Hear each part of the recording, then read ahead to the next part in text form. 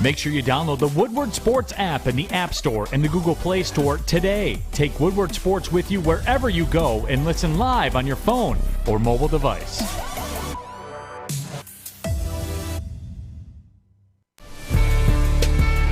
Good morning, everybody. Welcome to the Morning Woodward Show here on the Woodward Sports Network live. WoodwardSports.com. Your hosts, Adham, Beydoun, Jeff, Iafrate. Jeff, good morning. How you doing, buddy? I'm doing good. Got to watch Pistons last night compete back-to-back on the road. They held in there. And Killian Hayes, man, he had a hell of a game. Double-double. He really did, yeah. Double-double. Can't complain. Not bad. Even though they lost, they still played their ass off, man. This year? Yeah. They just lose. The fact that they're playing suck. hard without Cade, I mean, that's the big thing. And they have a limited Ivy. I mean, it's a bonus. They're relying on their veterans, but they're getting it done, man. Sadiq Bey had an actual 20-point game, 25 points. I mean, we haven't seen that in a couple games. So, well, Bogdanovich dropped 31 the other night and then decided to drop 3 yesterday. So there you go. That's the Pistons. It's who's playing well. It's either Bojan or That's our Sadiq 30 Bey. seconds on the Pistons. Yeah. Because it's bad. It's bad. But you know what? I actually want to spend some time on Killian Hayes. Just to start. So, I brought this up yesterday, and I thought it was a good conversation, but I didn't feel like I walked away with a good enough answer. Okay? Killian Hayes last night, double-double. Another solid, very solid performance. What does his role look like when Cade and Ivy are a full go? Yeah. And as much as we may believe and like Ivy, as much as we believe and clearly have seen Cade show superstar attributes, both have struggled to be on the court this year. And that is not only a concern, it is a unfair reflection on some players. Bogdanovich isn't 26 a night. Sadiq Bey shouldn't be coming off the bench, but he is at the moment because of his struggles. Killian Hayes now the primary ball handler on this team. Corey Joseph, the second primary ball handler, according to Dwayne Casey and his rotation. So look, I don't think I walked away with the answer I wanted, and I don't think there is the right answer, but what is his role when Ivy and Cade return, Jeff? It's this, but off the bench. How? Because he's going to have those opportunities off the bench. I mean, depends how they build this bench, Adam, but they can fit. It's not a question. It's a matter of can guys play off ball. And Killian, the way he's been shooting the ball, if he can do that, I don't have a question. Now, instead of having 12 assists, he may have 5 assists. I mean, that's the difference. He's not going to have the ball, in his hands majority of the time. But again, as long as these guys can all play off of each other, especially with Cade, his versatility, you could play him 1, 2, or 3. I don't really. That's not my concern at all, to be honest with you. I think the Killian Hayes we're seeing now, it's unfortunate that he's playing well with Cade and with a limited Ivy, and that's going to be the case for any guard. I mean, you put the ball in Killian's hands the majority of the time, yes, he's going to play better, but in a role where he comes off the bench, he's going to be able to play with starters. He's going to be able to play with Ivy and Cade eventually. So I don't worry about that, Adam. I think all it is as long as Killian can keep developing his offensive game and he can play off of those guys, he can do it. He just won't have 12 assists a night. I mean, we can agree there because you're going to have Ivy, you're going to have Cade, but yeah, no question. If anything, he'll get more open looks with those guys in the ball game. So I'm not too concerned with the fit. I'm really not. Well, look, defensively, they were okay last night. They were okay. Some of the fewer point totals they've probably given up all year, but a lot of open looks missed by New Orleans. You could probably say the same about Detroit. Zion, 29 and 10. Is he going to recover and get back to his star potential or no? Zion's a monster this season. He's been a monster this year. But it's going to take some time to, That's the question, yeah, right? He's giving you 20-plus points a night, so he's doing it. But to your point, yeah, where Zion was trending, it's going to take probably another year. But Zion is an animal. I can't believe people, by the way, there was actually people before the season that were crapping on Zion, saying this and that. Oh, he's got to lose weight, which is true. He had to lose weight. But how can you question Zion's talent? You can't question the talent. Like, the guy You can question the Mountain Dew Fortnite diet, but that's about it. But he looks better. He looks a lot better. You know what? It's the holiday season, right? We just finished Thanksgiving up a few weeks ago. We got Christmas coming up in a little bit. So, it's the time of year where people are taking time out of their days, their busy schedules, their busy lives, and they're doing really great things. And one of the things that we are very fortunate to be a part of is Hope for the Holidays this year, and that will involve Jeff Okuda from the Detroit Lions. Chad Johnson, the founder and CEO of Lady Jane's, is teaming up with Jeff Okuda on December 20th this holiday season to help underprivileged kids with new shoes, clothing, warm coats, hats, socks, haircuts to make everybody look and feel their best ahead of the holidays. An opportunity, of course, with Tracy Walker, of course, teammate and lead host Jeff Okuda, Will Harris, Deshaun Elliott, Amon-Ra St. Brown. They'll all be there doing awesome things for the community. I can't wait to see it unfold. It's just another reminder that this time of year, people don't forget where they come from, man. And I appreciate that stuff. I really do. So it's going to be awesome to see. Can't wait to have it. Can't wait to be a part of it. Fish, what the hell's wrong with you, buddy? Spain are a bunch of idiots. They let go of Luis Enrique. Why? What? Spain let go of their manager. What the hell's going on with them? I swear. What do I do with this guy? Almost as angry as Derek Walton Jr. made me angry this morning. Fish, they lost to fucking Morocco. Of course he's going to get fired. Okay, Morocco is not as bad as you think. What? By the way, U.S. beat them 3-0 in the summer, so suck it, Morocco. But they're not as bad as you think. What do I do here? All of you. Put a poll. What? The poll is, what does Adam do with this guy? Honestly. That's the question this morning. Stop everything. Stop the show. What do I do? You didn't have to stop the show. All I did was that. You stopped it, not me. No, you look. All I did was that, and you looked at me. You're pounding your audio booth and the boards. Once, and that's it. You need to relax, sir, before we call security. All right? I love it. Call security. Jeff feels threatened at the moment. Michael Hall in the Woodward chat says, Fish, 3 hip thrusts. No. If I get calls to I get to watch the golf. Fish, if you didn't have glass lakes protecting you, I would take off my shoes and throw them at you. And I'd catch them with one hand, like No, you Odell wouldn't. Beckham Jr. Oh, you got hands. You wouldn't be as slick as George Bush was. Don't worry. Oh my God. You don't remember that? We're getting. Oh yes. You guys don't remember George Bush Yes, getting? no, I do. I think it was slippers or shoes. No, it was a shoe. thrown It was at a shoe. him. It was a shoe. Oh my You're God, right. that was like one of the greatest memes when I was a kid. Right. Oh Man, my goodness. you went way back on that one. That one, Dude, down. and he had the reflexes. You know, he was dodging them. That's pretty impressive. It's like, that's my president when I was a kid. Oh, George Bush on Fish. Oh God, I hate you, Fish. Okay, thank you. Kick your ass, buddy. Thank you. Kick your ass. Really Nobody appreciate cares it. about Spain. They lost to Morocco. Yeah? They didn't make it to the quarterfinal. That is a failed World Cup for them. They deserve to fire their manager. So what's And Ohio the State same then? manager, the same manager, by the way. I don't want to spend more time on this. The same manager, by the way, who left 3 key players off the roster. I don't want to hear it. What's Ohio State then? A failure. They lost to Michigan. And they squeezed their way in. They snaked their way in. You think Ryan Day should stay? Fish, if I could say the R word, I would call you the biggest fucking you-know-what in the world. Stop it. Shut it. That's not from me. It's from Shut it. Ohio State fans. Shut it. Ohio State has what's made the Ohio- college football playoff. I think Yeah? they're feeling just fine about their season right now. They lost 1 game. But they And it squeezed was to in. the They weren't second-best even team in the supposed to country. be in. If USC handle business, they're not in. What's Ohio State's goal every year? Beat Michigan. What's Michigan's goal every year? Beat Ohio State. If you lose that game, it's big. And he lost 2 years in a row. He did, but he still made the college football playoff. Yeah. By squeezing in. But he's still in, Fish. That's all you need. Just need an invitation to the dance, Fish. That's it. Fish, Yeah? do me a favor. It's not that deep. Okay. Do me a favor. Yep. I want you to mute your mic so Okay. bad. I want you to press the button so hard that you can't ever unmute it. Okay, I'll see what I can do. All right. He goes, I'll see what I can do. Oh, dear God.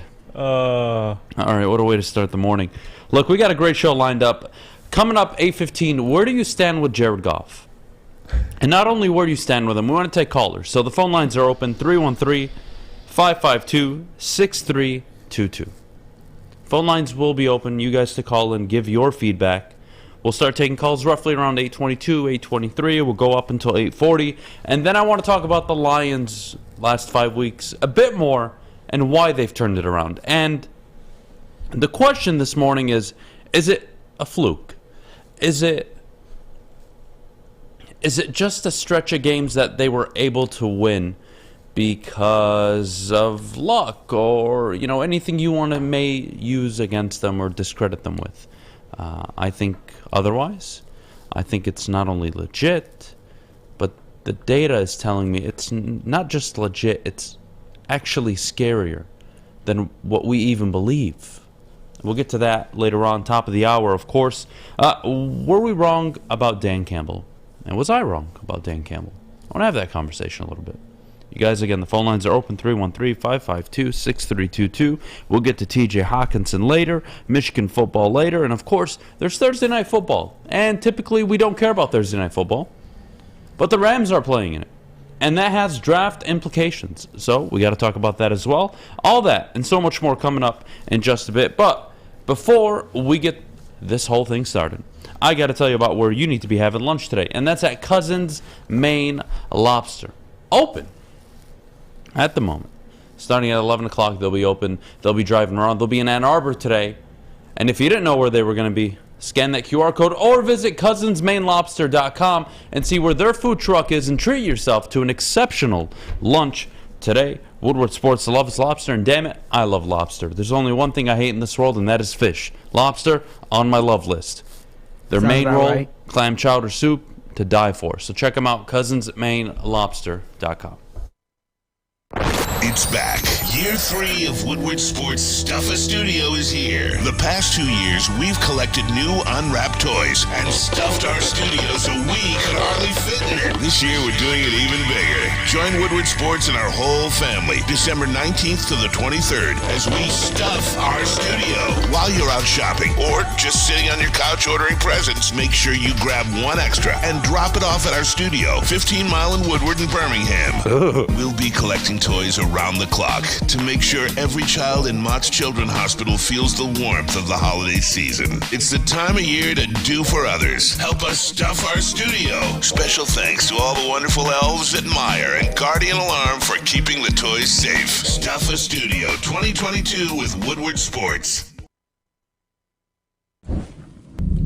For a limited time only, all new burgers and loaded fries at Big Boy. It's not a Slim Jim, it's the Big Jim. The chili cheese is such a tease. Guess what else is new? The bacon blue. How about upgrading those fries? Chili cheese fries, baked potato fries, nacho fries, what will it be? Satisfy those taste buds at Big Boy.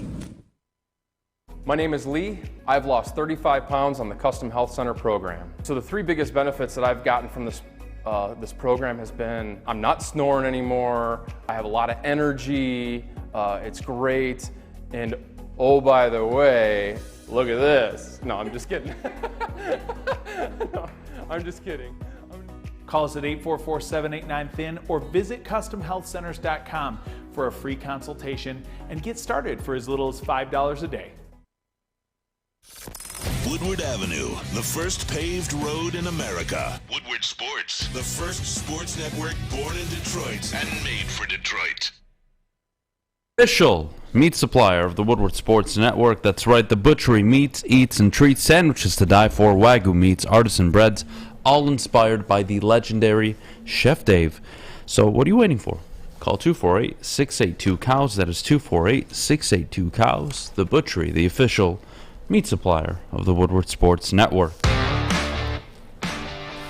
We are back here on the Morning Woodward Show live, woodwardsports.com. Here's what we're going to do this morning.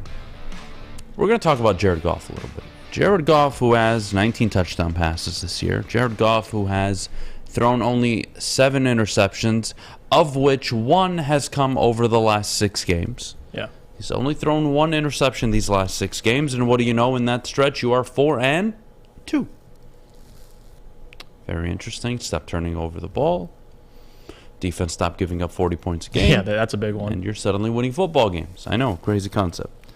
But my question is, where do you stand with Goff? What do you want to see this team do in the near future? It does not have to be the 2023 draft. I am going to open the table for the next 2 years, 23 and 24. What do all of you in the WoodwardSports.com chat want this team to do with Jared Goff? Phone lines are open, 313-552-6322. We'll accept callers. And Jeff, I'll start this one, and then I want to get to you on this. I think I've had the same position since the day he was drafted. If he could be 50-60% of what Alex Smith was for Kansas City, that alone would be worth it, because he is somebody you can win football games with. He is somebody that you can win in spite of. And that's not necessarily a bad thing. It's just the reality of having a good but limited quarterback in certain qualities. So what happens? Last year obviously is a disaster year, one of the worst rosters in the NFL. Coaching doesn't help either. But then down the stretch, after they let go of Anthony Lynn, boy, that offense looked a lot better. And then you thought in the offseason, after the draft, after free agency, you start to put some of the puzzles and, you start to put all the pieces together for the puzzle. And you said, you know what? That offensive line, that run game, Amon-Ra St. Brown emerging, there's something there. Can DJ Chark give you 65% of what he gave you in Jacksonville? Like, that's going to be a top 10, top 12 offense. They're top 8 at the moment. Top 5 in multiple major categories. And then the defense that you were inspired by Anthony Lynn, who was working with not much last year and got more out of them. You thought the same would apply after they went out and upgraded a few positions, not all of them, but only a few. But you still thought they would be better.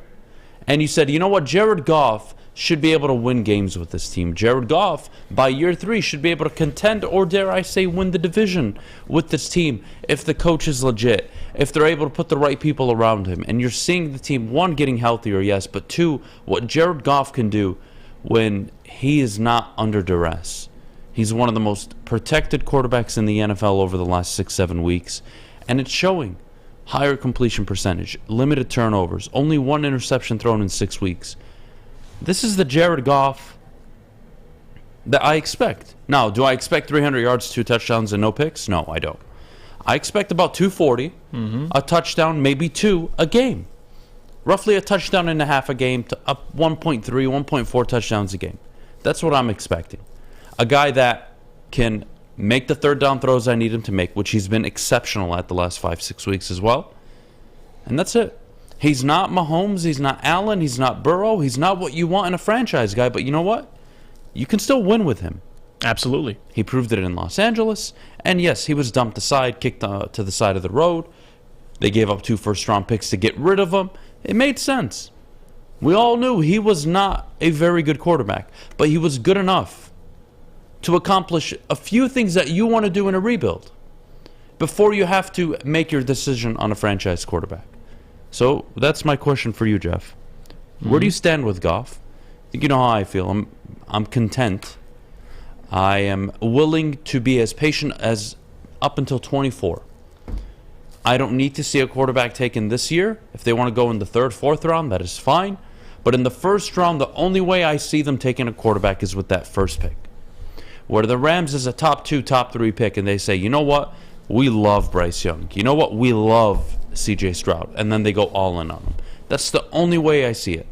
I don't see them taking a flyer mid-1st round. Maybe they do. Who knows? But I think they're happy with Goff. I think the last 7 weeks have shown he can be part of the solution. He isn't the solution, but he's a small part of it, and you can deal with that as long as your head coach is a legit head coach, which over the last 5 weeks I don't think many can argue Dan Campbell has not taken a lot of steps forward, and the team's playing a lot better. What do you think? No, I think me and you were in lockstep. We've made this point before about Jared Goff. I have no issue with Jared Goff. I think the fact that you traded Matthew Stafford, acquired Goff, and got 2 first-round picks for him is special because, honestly, people look back and say, well, you should have taken that Carolina trade. I completely disagree. I love the trade they took. Jared Goff, 2 first-rounders. Jared Goff is here till 2024. and he's able to keep this ship afloat. He can take you to the playoffs. I truly believe that. He did that in L.A. If you have good coaching, if you have weapons, if you could protect him, which the Lions have all of those things, good coaching under him with Ben Johnson, who you could tell now he has a rapport with, he's comfortable with. And on top of that, one of the best offensive lines in the NFL. You have one of the best possession receivers in the NFL in Amon-Ra St. Brown. And you have a great run game. So those are the things. That's the philosophy to have to allow Jared to have success. I mean, early in the season, the first 6 games, when Jared through 6 games had 6 interceptions, the conversation was a little bit different. But the last 6 games, 1 interception. He's played a lot better, and that's great. They're winning football games. The defense is playing better. So, again, it's not all about Jared.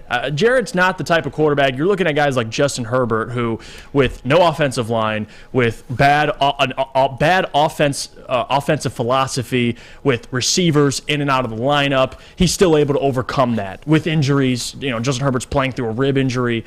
That's not Goff, but that's okay. I mean, not a lot of people are Herbert, Mahomes, Allen, or Burrow. It's not flack on Goff. But the reality is, eventually, you're going to want one of those guys. And the Lions might have an opportunity to take one of those guys. But until then, Jared Goff's your quarterback. You have him for 2 more years. You still have to build this roster out. I think Jared's probably your last person to be concerned about with how well he's been playing. You still got to build the defense. You still got to add other pieces to this roster. So in terms of being concerned about Goff, I'm not. Goff's fine. It's a great situation for him. The Lions are lucky to have him. What? You're not concerned or you're not worried about Goff because you understand his limitations. Yes. Yeah. But if you don't understand somebody's limitations, well, then you will have unreal expectations for them that they will never live up to. Yes. No, and it never changed for me. I mean, when Goff was here, great. I mean, I've called him a bridge quarterback, and before people get offended by that, that's not a bad thing. I mean, you could win playoff games with a bridge quarterback. Jimmy G's a bridge quarterback. He got to the Super Bowl. So it's not a bad or a negative thing to say about a quarterback. I mean, Ryan Tannehill, I would call him a bridge quarterback. Jared Goff, I would say slightly is better than Ryan Tannehill, but still, you can win the AFC with Ryan Tannehill. You can win a playoff game with Ryan Tannehill. So, again, it's not a shot at Jared. I think the Lions are in a great position right now.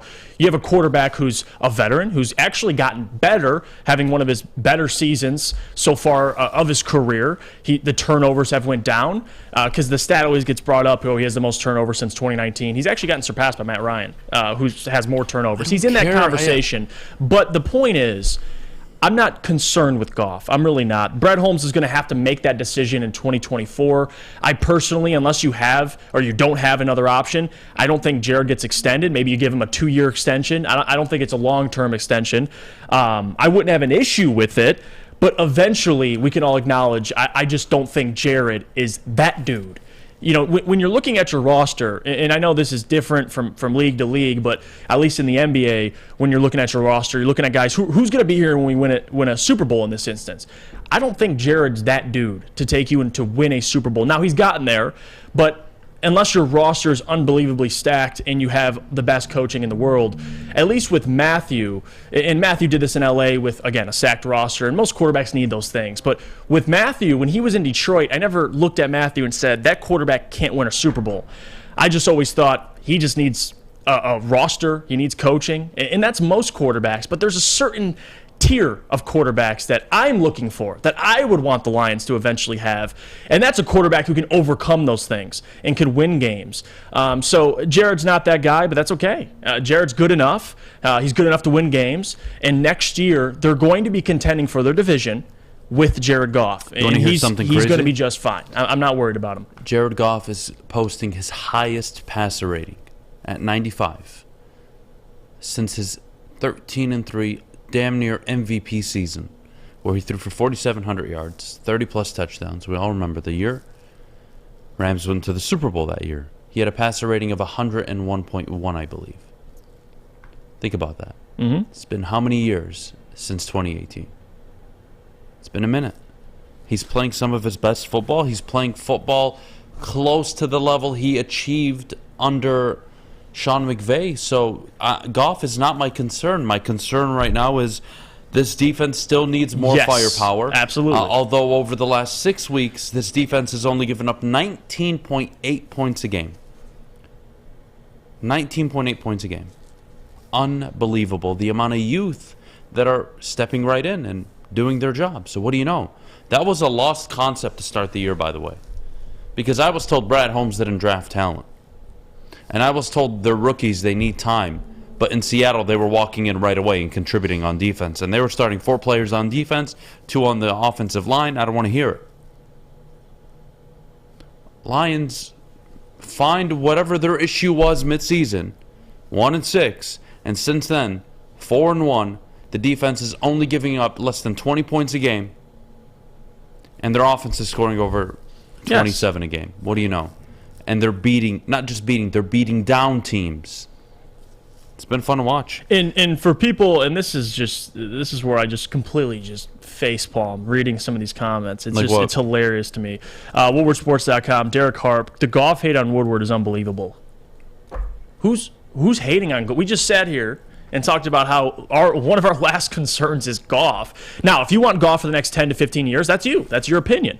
Most, would disagree. But, again, it doesn't take away from what society, Goff has done. Jeff, there's normal society of football people that understand the game, all right? Yeah. And then there's the people who are just a little bit slow. And then underneath, 700 miles of dirt, there's these, few special people that will tell you things like, Jared Goff is a franchise quarterback, and that they would take him over Justin Herbert, and they would take him over Josh Allen, and they would take him over all these guys because they're really fucking stupid. And but they're special, though. And you do this, right? You massage their head a little bit, you pat them on the head, and you say, it's okay. It's okay. And it's funny because don't even acknowledge the special people. No, but it's funny because when people think, and I get Goff has improved. He was traded from L.A. Sean McVay didn't want him. They made the Super Bowl. You think he'd keep him, right? No, he struggled the next 2 years. He trades him away. He comes to Detroit.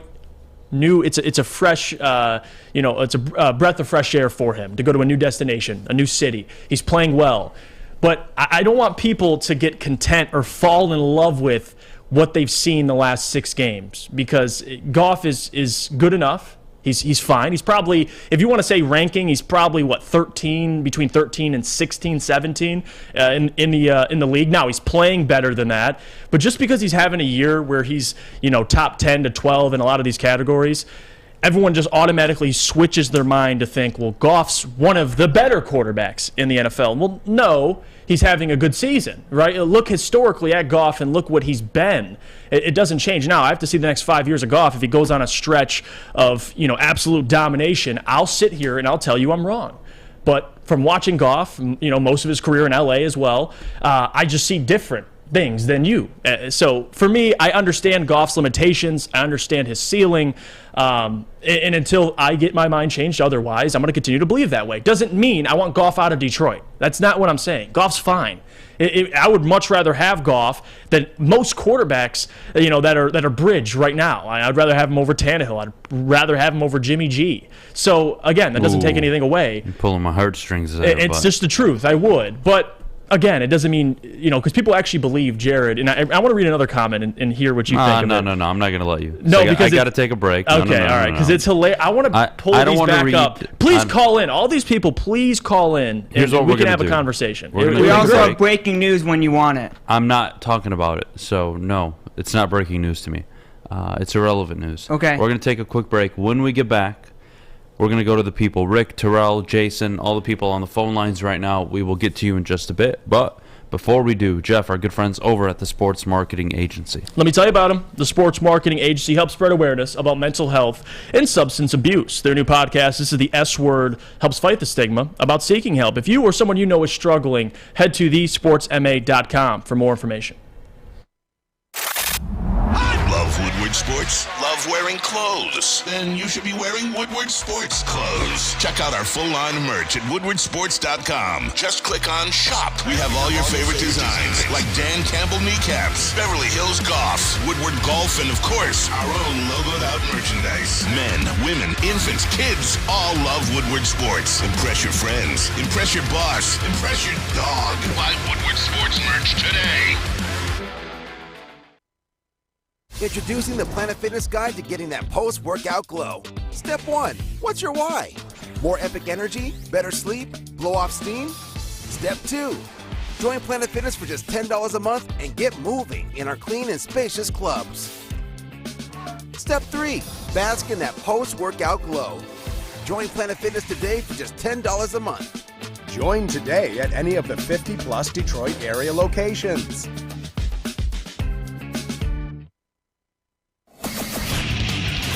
Get a shot up. This is for the win. All of Detroit's sports teams live on Woodward. All of Detroit's sports coverage lives on Woodward Sports. Driving the best in Detroit sports coverage. Jeff Iafrate here. Let me tell you about our friends at the Fulling Warehouse in Hamtramck, because it is the home of the original football bowling game. 2 to play for $12. The unlimited open play, or you can pay $120 for a lane reservation for up to 10 people. $2 mystery beer machine, full bar. Check it all out. FullingWarehouse.com. All right, we are back here on the Morning Woodward Show live. WoodwardSports.com. Let's start with the people. All right, phone lines are open. Where do you stand with Jared Goff? And look, before we get to Rick, let's have some fun. All right, let's all remember the time where Jared Goff was playing some of his worst football last year, and it was so clear and obvious that he had no help, and Anthony Lynn wasn't doing him any favors. And then suddenly they make the change. Goff looks better. He has I believe, a 6-game stretch where he had a passer rating of 110. And that led to all the optimism in the offseason, which was, hey, this is a guy that can achieve something here. He can produce. Now the question is, what can we do to help him get there? How do we get him to that level? Right. And whether it was the Chark signing, Jameson Williams draft pick, Jamal Williams has really emerged as a goal line back this year, short down back this year. I think most people would agree Goff isn't the long-term solution, but you don't have to rush him out of town unless you're going to draft a quarterback. Right. You're not Which, again, depends how you feel about this upcoming draft class. You and I laughed at the idea of getting Malik Willis at 2.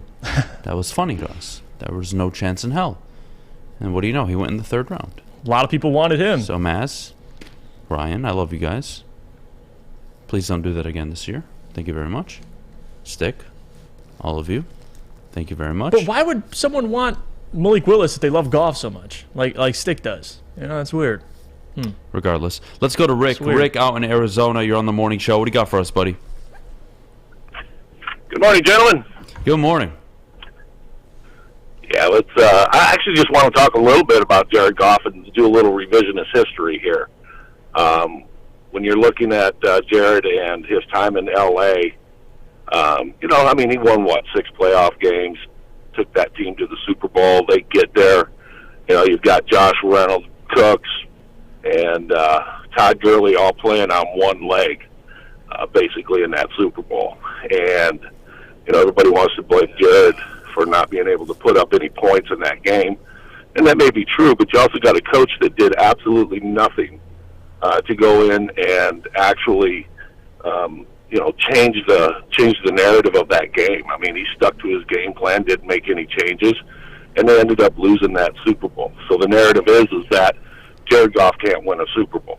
Well, there's 7 other quarterbacks in the NFL that went up against that New England team and lost the Super Bowl. I don't mean to cut you off, Rick, but I just think that's such a irresponsible way of looking at golf. Not that you are, but in general, the idea that he can't win a Super Bowl. You know what does that mean, right? Especially through the Lions' point of view. You have never won the NFC North, ever. There are milestones that you have to reach first before you can call yourself a Super Bowl contender. The Bills are currently going through it. The Chiefs had their battle scars before they ended up getting to a Super Bowl and then eventually winning it.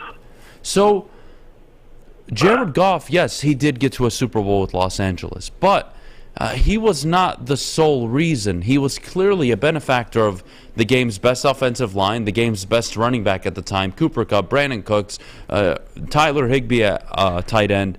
I forget the other tight end's name. They had two very good tight ends. That was one of the most explosive, unpredictable offenses at the time, and that was early Sean McVay before, I don't want to say the league picked up on his tendencies, but it was at a time where teams were still struggling to figure out, how do I go up against a Sean McVay coach team? So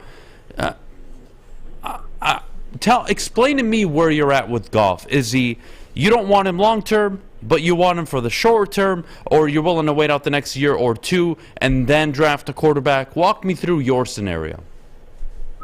Well, I mean, here's my whole point, guys, is that, you know, Jared Goff and his success has been largely attributed to Sean McVay. The reason that Jared was any good was because of Sean McVay. Now he's over here in Detroit. Things are looking good for him, and the narrative is as well, that's because Ben Johnson's now the offensive coordinator, and he's good because of Ben Johnson. Well, when does this guy actually get his dues, right? I mean, he's facilitating all these offenses. So is he better than Joe Burrows? Is he better than Patrick Mahomes? Is he better than, you know, some of these other quarterbacks? No. But if you can prove to me coming out of the draft that one of those guys are in there, then, yeah, okay, we'll take that dude. Otherwise, I'm fine with Jared Goff. You put the team around him and he can win. And that goes for anybody. Look at frickin' Aaron Rodgers this year. How is he doing with a depleted roster? How is Matthew Stafford doing with a depleted roster? You look at Patrick Mahomes in the Super Bowl when that offensive line was dirt. What did he do? He got crushed. So every quarterback is going to need players around them. And I have faith that Jared Goff can actually do it. And then when you look at the fact that most quarterbacks and coaches will tell you it takes 6 to 7 years for a quarterback to actually become good, start reading defenses and understanding the game. Where are we at with Jared Goff right now in his career? How many years are we? I think you're in year 7, year 8, but I'm going to push back a little bit on it takes 6, 7 years. I think your point is justified, though, regardless of that number, because you're right. Ryan Tannehill's out there leading the division. Kirk Cousins in your own division, a quarterback that is currently on pace to win the division. And they're not the franchise guy. They're not the Ferrari. But, again, you've had the Ferrari before, by the way, in Detroit. You had Matthew Stafford, and you don't win anything. Why? Well, you never had the coach, and you never had the roster, and you never put it all together for one season, yada, yada, yada. Multitude of reasons. I'm with you. I think Goff is an acceptable option for not only this year or next year, but maybe even 2024. You could convince me he is the option or an option. I don't mind. Eventually, you're going to have to pull the trigger, though, and go out and get that quarterback. Why? Because, of course, that rookie contract is one of the most friendly things you can have as an NFL team. Appreciate you calling in, Rick. Take care, buddy. All right, let's go to Michael.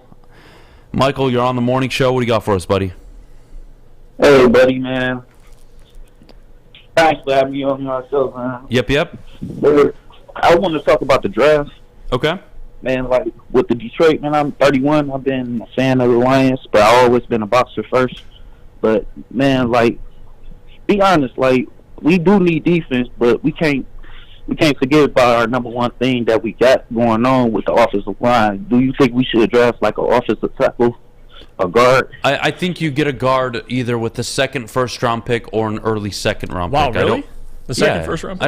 I don't mind. Yeah. Yes. I think that's a very good point. Line.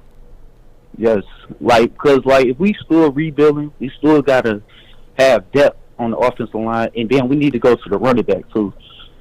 Of course, we need the defense, but we just, being a fan of the Lions, man, I just want to be stacked and loaded and then just keep making the playoffs, and the quarterback will come. Yeah, look, I believe. You could sell me on the idea of drafting a guard. Would that be my go-to move? No, I'd probably draft a secondary player, if I'm honest with you. Yeah, I would too. Regardless, you can sell me on the idea of an early or a late second-round pick going on a guard. The 1 third-round pick you do have this upcoming draft, that could be reserved for the running back or the later second-round pick. Who knows? But I think it's becoming more and more clear.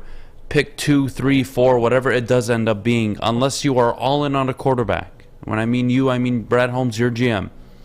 Unless you are all in on a Adam, quarterback, you're likely drafting a defensive tackle in Jalen Carter or one of the other defensive players. What's up? And Adam, they need to hire you, man, because you've been dead on since day one, man.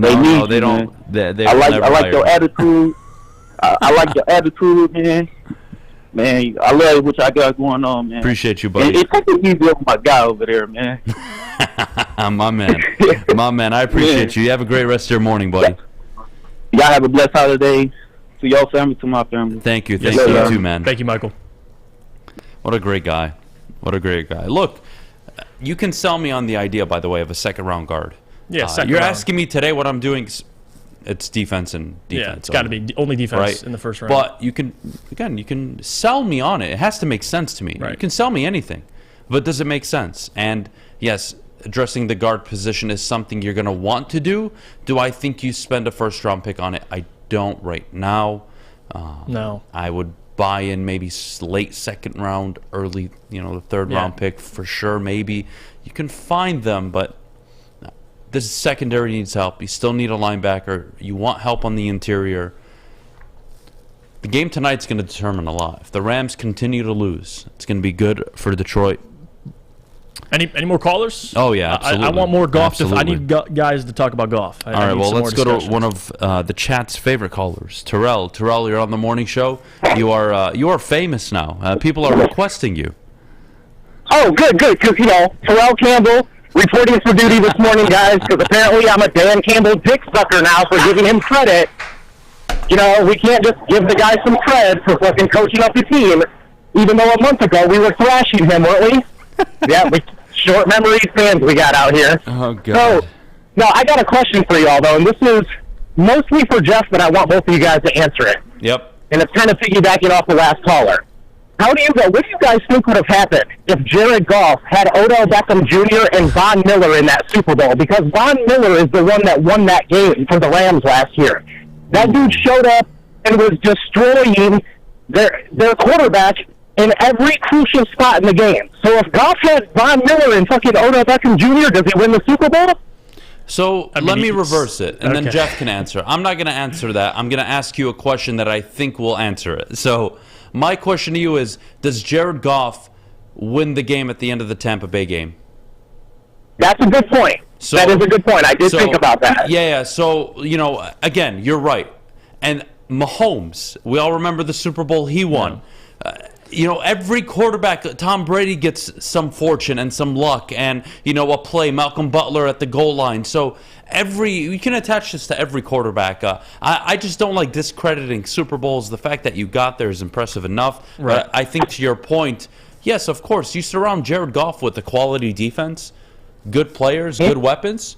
He's proven he can win a division or two, win playoff games or two. So, Jeff, answer the man's question. The thing I would respond back to that, and kind of piggybacking off of your point too, is could you think Jared could do 3 consecutive fourth quarter comebacks like Stafford did? And I would argue no, I don't think so. But to answer your question in the Super Bowl, I mean, yes, Von Miller obviously would help a lot. But with Odell, the question I have for you is, he missed Brandon Cooks in that Super Bowl. So even if you had Odell Beckham, you think he hits Odell Beckham? I mean, that's the question I have. And Jared Goff, listen, I have no issues, and this is turning into me versus Jared Goff. It's really not.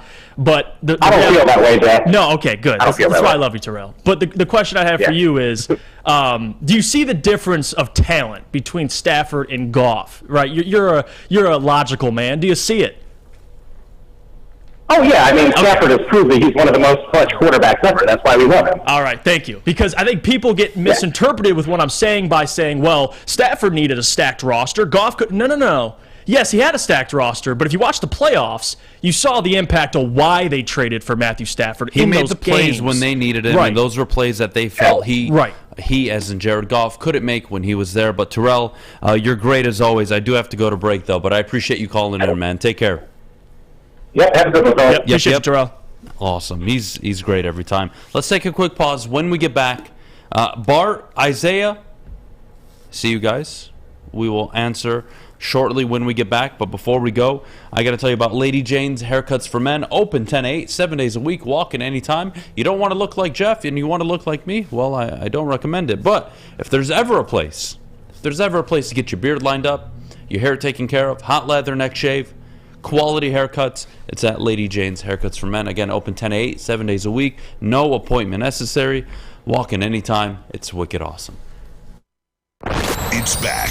Year 3 of Woodward Sports Stuff-A Studio is here. The past 2 years, we've collected new unwrapped toys and stuffed our studio so we could hardly fit in it. This year, we're doing it even bigger. Join Woodward Sports and our whole family December 19th to the 23rd as we stuff our studio. While you're out shopping or just sitting on your couch ordering presents, make sure you grab one extra and drop it off at our studio, 15 Mile in Woodward in Birmingham. We'll be collecting toys around the clock to make sure every child in Mott's Children's Hospital feels the warmth of the holiday season. It's the time of year to do for others. Help us stuff our studio. Special thanks to all the wonderful elves at Meyer and Guardian Alarm for keeping the toys safe. Stuff-A Studio 2022 with Woodward Sports. The sports marketing agency would not be who we are without great community partners like Higuera Health and Carol Zaniga. It's an awesome opportunity to partner with your organization. Higuera Health is a comprehensive behavioral health organization. We serve children through older adults with mental health, substance use, and developmental disabilities across Western Wayne counties, and really excited to now be in downriver communities as well. Give us a call at 734-458-4601. You don't have to go to the beach, man. You don't have to get... All of Detroit's sports teams live on Woodward. All of Detroit's sports coverage lives on Woodward Sports. Driving the best in Detroit sports coverage. All right, let me tell you about my good friend Michael Phillips. Whether you're looking to buy, sell, or invest, helping you do it all is Michael Phillips' top priority. Being in the game for over 23 years makes Mike the number one option for anybody. If you have real estate needs, call Michael Phillips at 313-403-0011. That's 313-403-0011.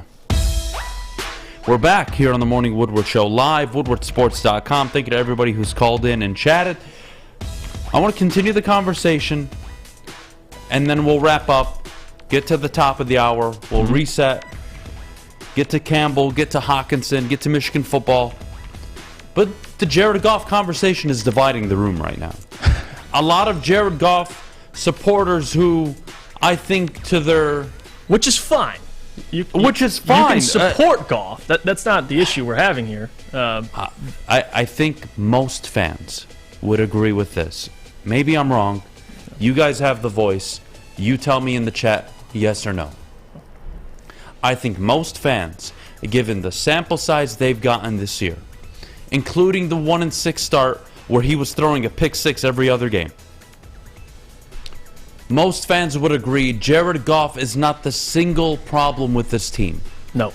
Let me rephrase this. The biggest problem throughout the season that had led to the failure of this team was, in no given order, injuries, coaching decisions, the defensive play. Those three things attributed, in my opinion, more than anything. Now, it did not help that Jared Goff threw a pick six against Seattle. Excuse me. A pick six against Philly. A pick six against every damn football team they played against. But, beyond the point, the fumble six against New England.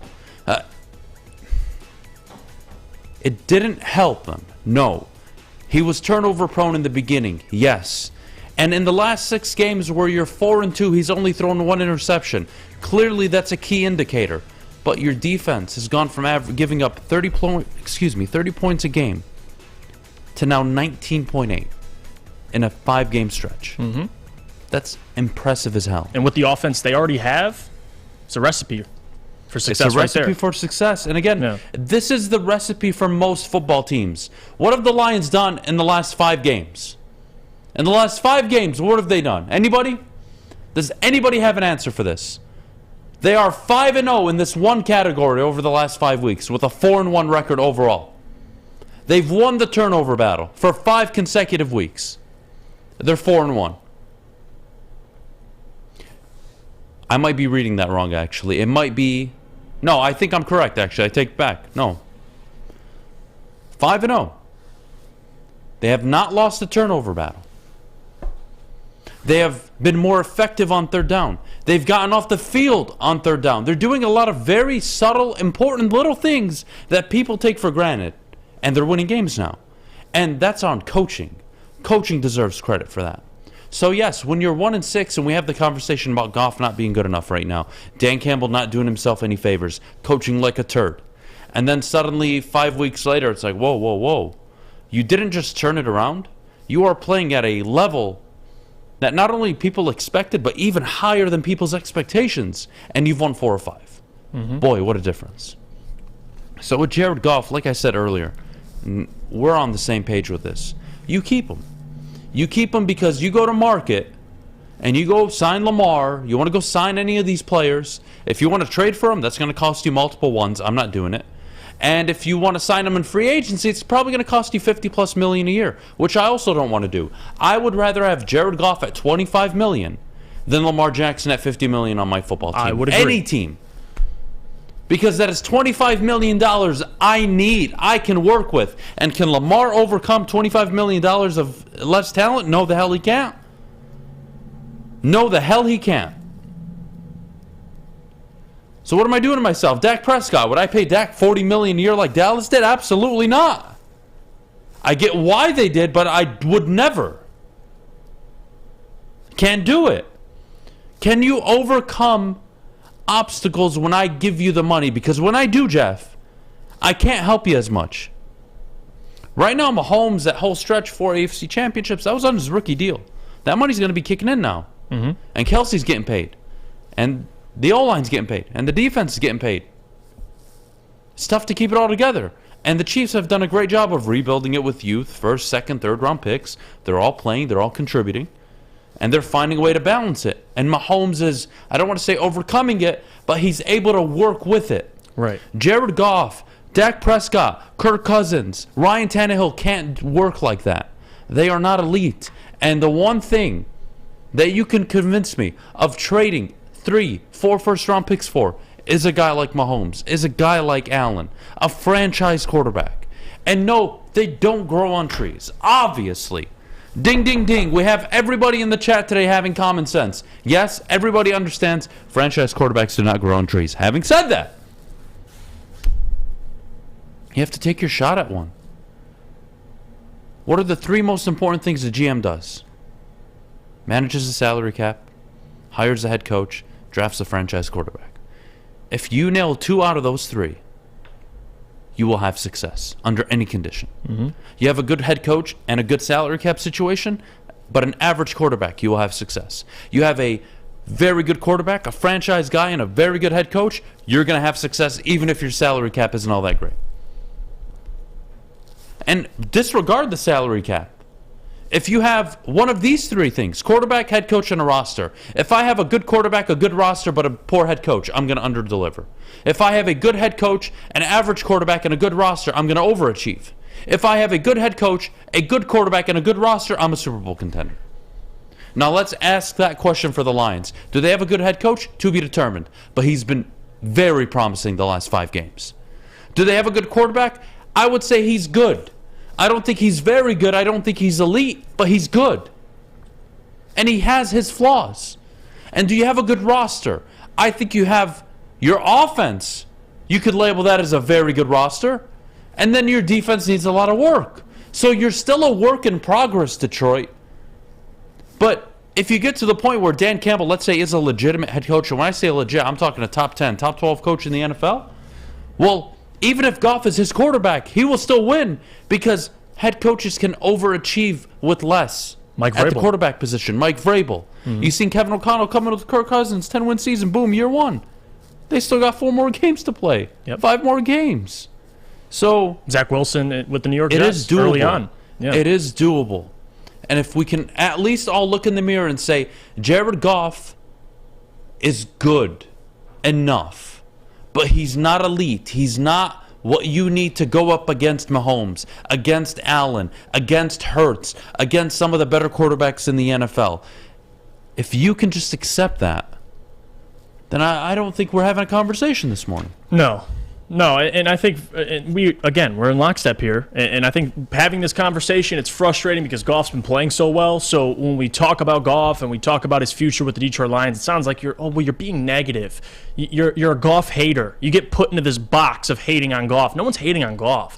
We're simply acknowledging what Goff is and what we know Goff to be. Now, like, Big D Energy, Sam Flannel, Neil Rule, and DMAC always say, with new information, you're allowed to change your mind. When Jared Goff proves to me, he's elite, then we can have a conversation. But as of right now, I know what Goff is, right? And you talk about the $30 million cap hit.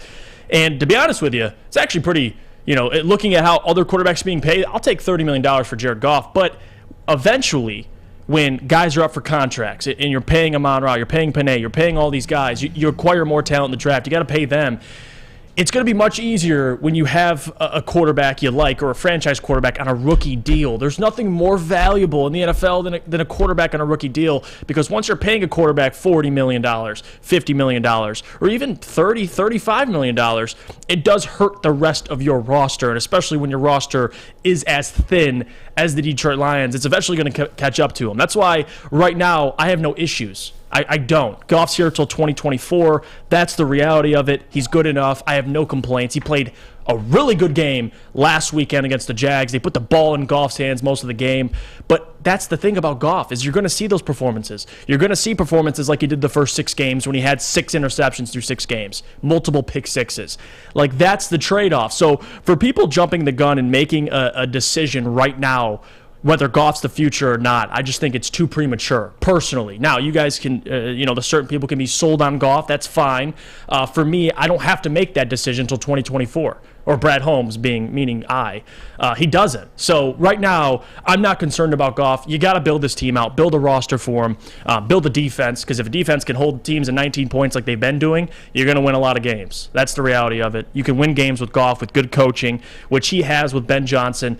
But once those pieces start leaving Goff, right, you're paying Goff $30 million, you up them for another deal, and you got to start sacrificing some pieces, you're going to see the decline. Right now, the Lions have one of the most expensive offenses in the NFL. Goff's able to thrive in that.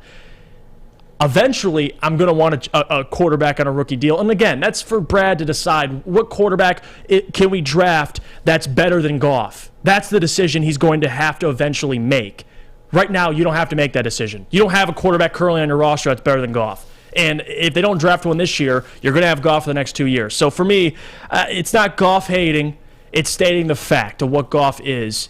And I think Goff, in the next 2 years, you can contend for the division with Goff. I really believe that. Multiple times, and people still don't bring it up in the chat, and people still don't acknowledge or answer or use it as a reason, which surprises me.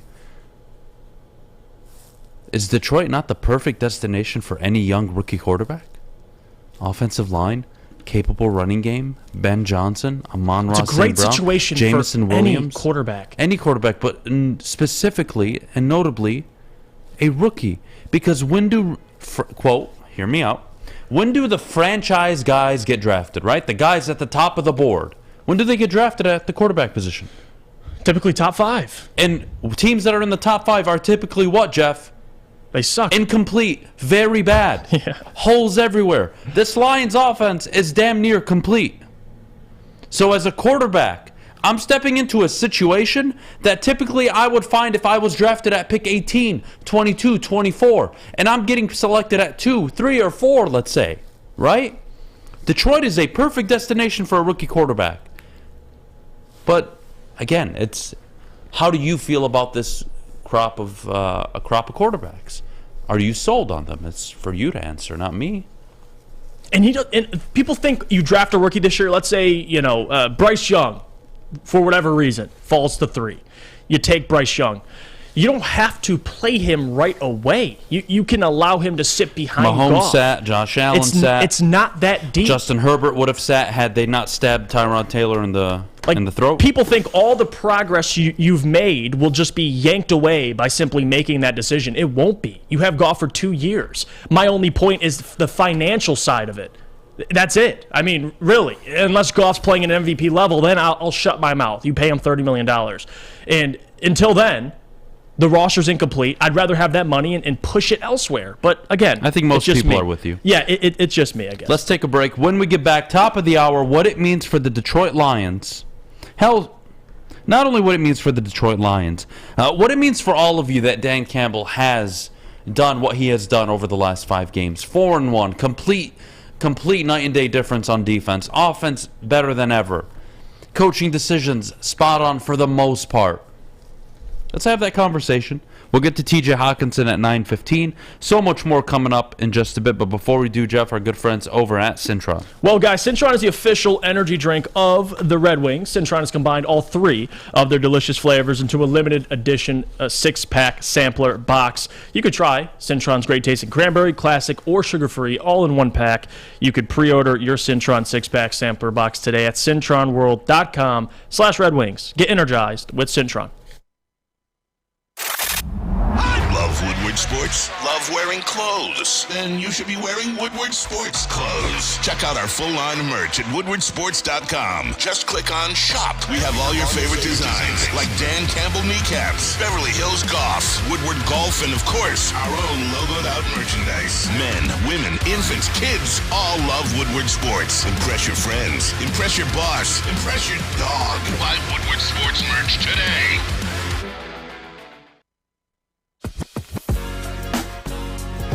What's a winter wonderland if you can't shop, eat, and play? Lucky for you, you can do it all at the downtown Detroit markets, Cadillac Lodge, and the new winter version of the Monroe Street Midway, all located just across the street from Campus Martius Park. Find the fun at deckedoutdetroit.com.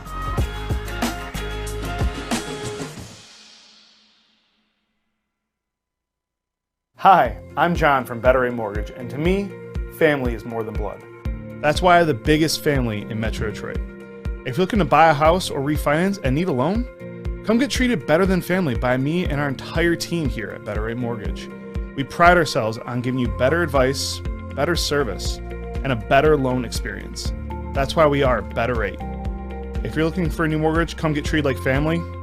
Actually, better with Better Rate Mortgage. Visit us at mybetterrate.com or call at 248-480-4467 today.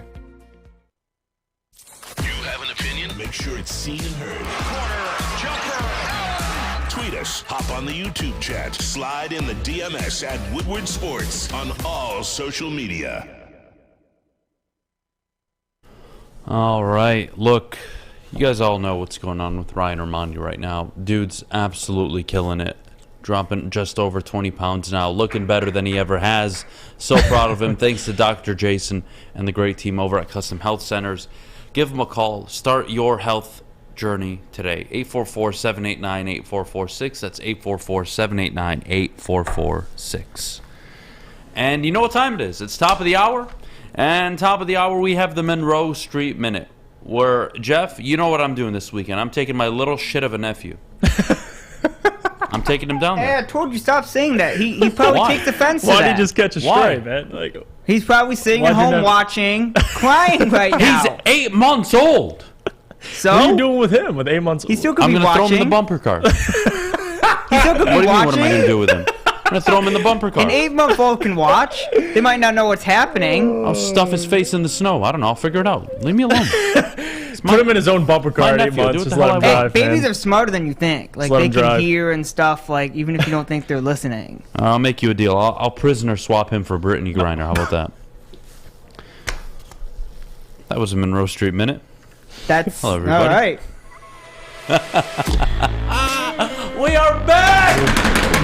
This dude. Oh my God, WoodwardSports.com live! Let's go. Second hour of the show. Jeff, Dan Campbell, up until 7 games into the season, had not won a road game. Had blown multiple fourth quarter leads. Had multiple questionable fourth down calls. Had multiple halftime clock management calls. Had timeout blunders. Had game management blunders. And they're 1-6. They're at their lowest ebb in his tenure. And suddenly it's you beat Green Bay. And you beat Chicago. And then you stomp on the Giants. and you lose to Buffalo, and then you stomp on the Jaguars. And the Lions in that 5-game stretch have been exceptional on defense, have been exceptional on offense. Coaching has been exceptional outside of a conversation in Buffalo. We don't have to talk about it. But regardless, they've looked very good, and I would be dishonest if I didn't acknowledge it. So now with 5-7 on the horizon, you're 2.5-point favorites against Minnesota. The question this morning, and not so much question, but how did it turn around? Why did it turn around? Why was Dan Campbell unable to replicate something similar to this? And I'm not just talking about the win total. Why was it so difficult for the first 7 games of the year? And I don't think you can put it just on injuries, Jeff. I don't think you can put it just on, quote, youth. There are a multitude of reasons, of course, but I want to hear your reason before I give you mine. Well, give me yours, and I'll say if it's fair or not. I'll judge it. Because I think 1-6 was not a, I'll say this, 1-6 was not a fair reflection of the talent on this team, on the way they played in some of those games. I don't think 1-6 was a fair record for that football team. But it was a fair record for how they managed the game, their halftime adjustments, the pathetic timeouts they would call, the fourth down decision making. Remember, in the 6 losses, they've gone for it 18 times on fourth down. In the last 4 games, in their last 4 wins.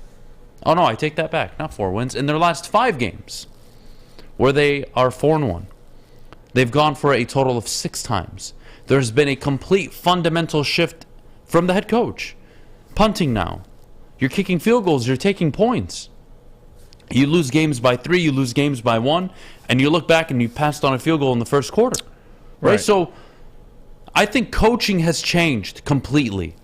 And he stopped getting in his own way. And look, we all make mistakes. I make mistakes every day.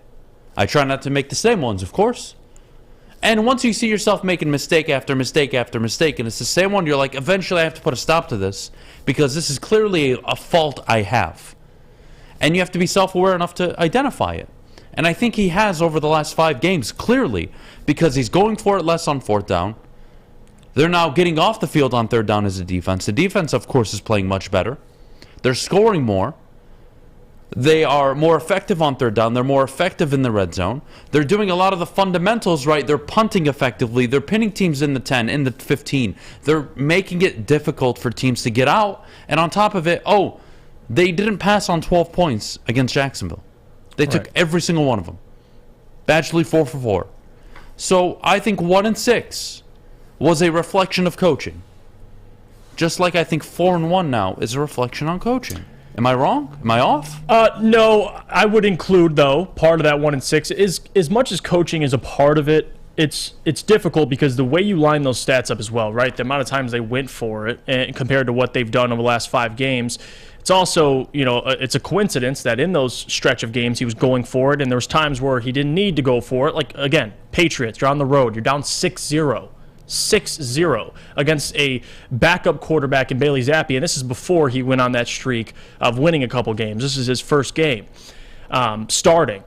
You go for it on 4th and 9 instead of settling for the points and kicking a field goal. But again, that's nitpicking at this point. Looking at the bigger picture, you couldn't trust his defense, and that's the reality of it. You have a defense that couldn't force punts. Seattle. Look at Seattle, and again. With Dan Campbell, I've had my opinion on Dan. I voiced that early in the season. But looking at the last stretch of games and how he's coached, it seems like now he trusts his defense. You have a kicker in Badgley who's actually been consistent, can hit field goals.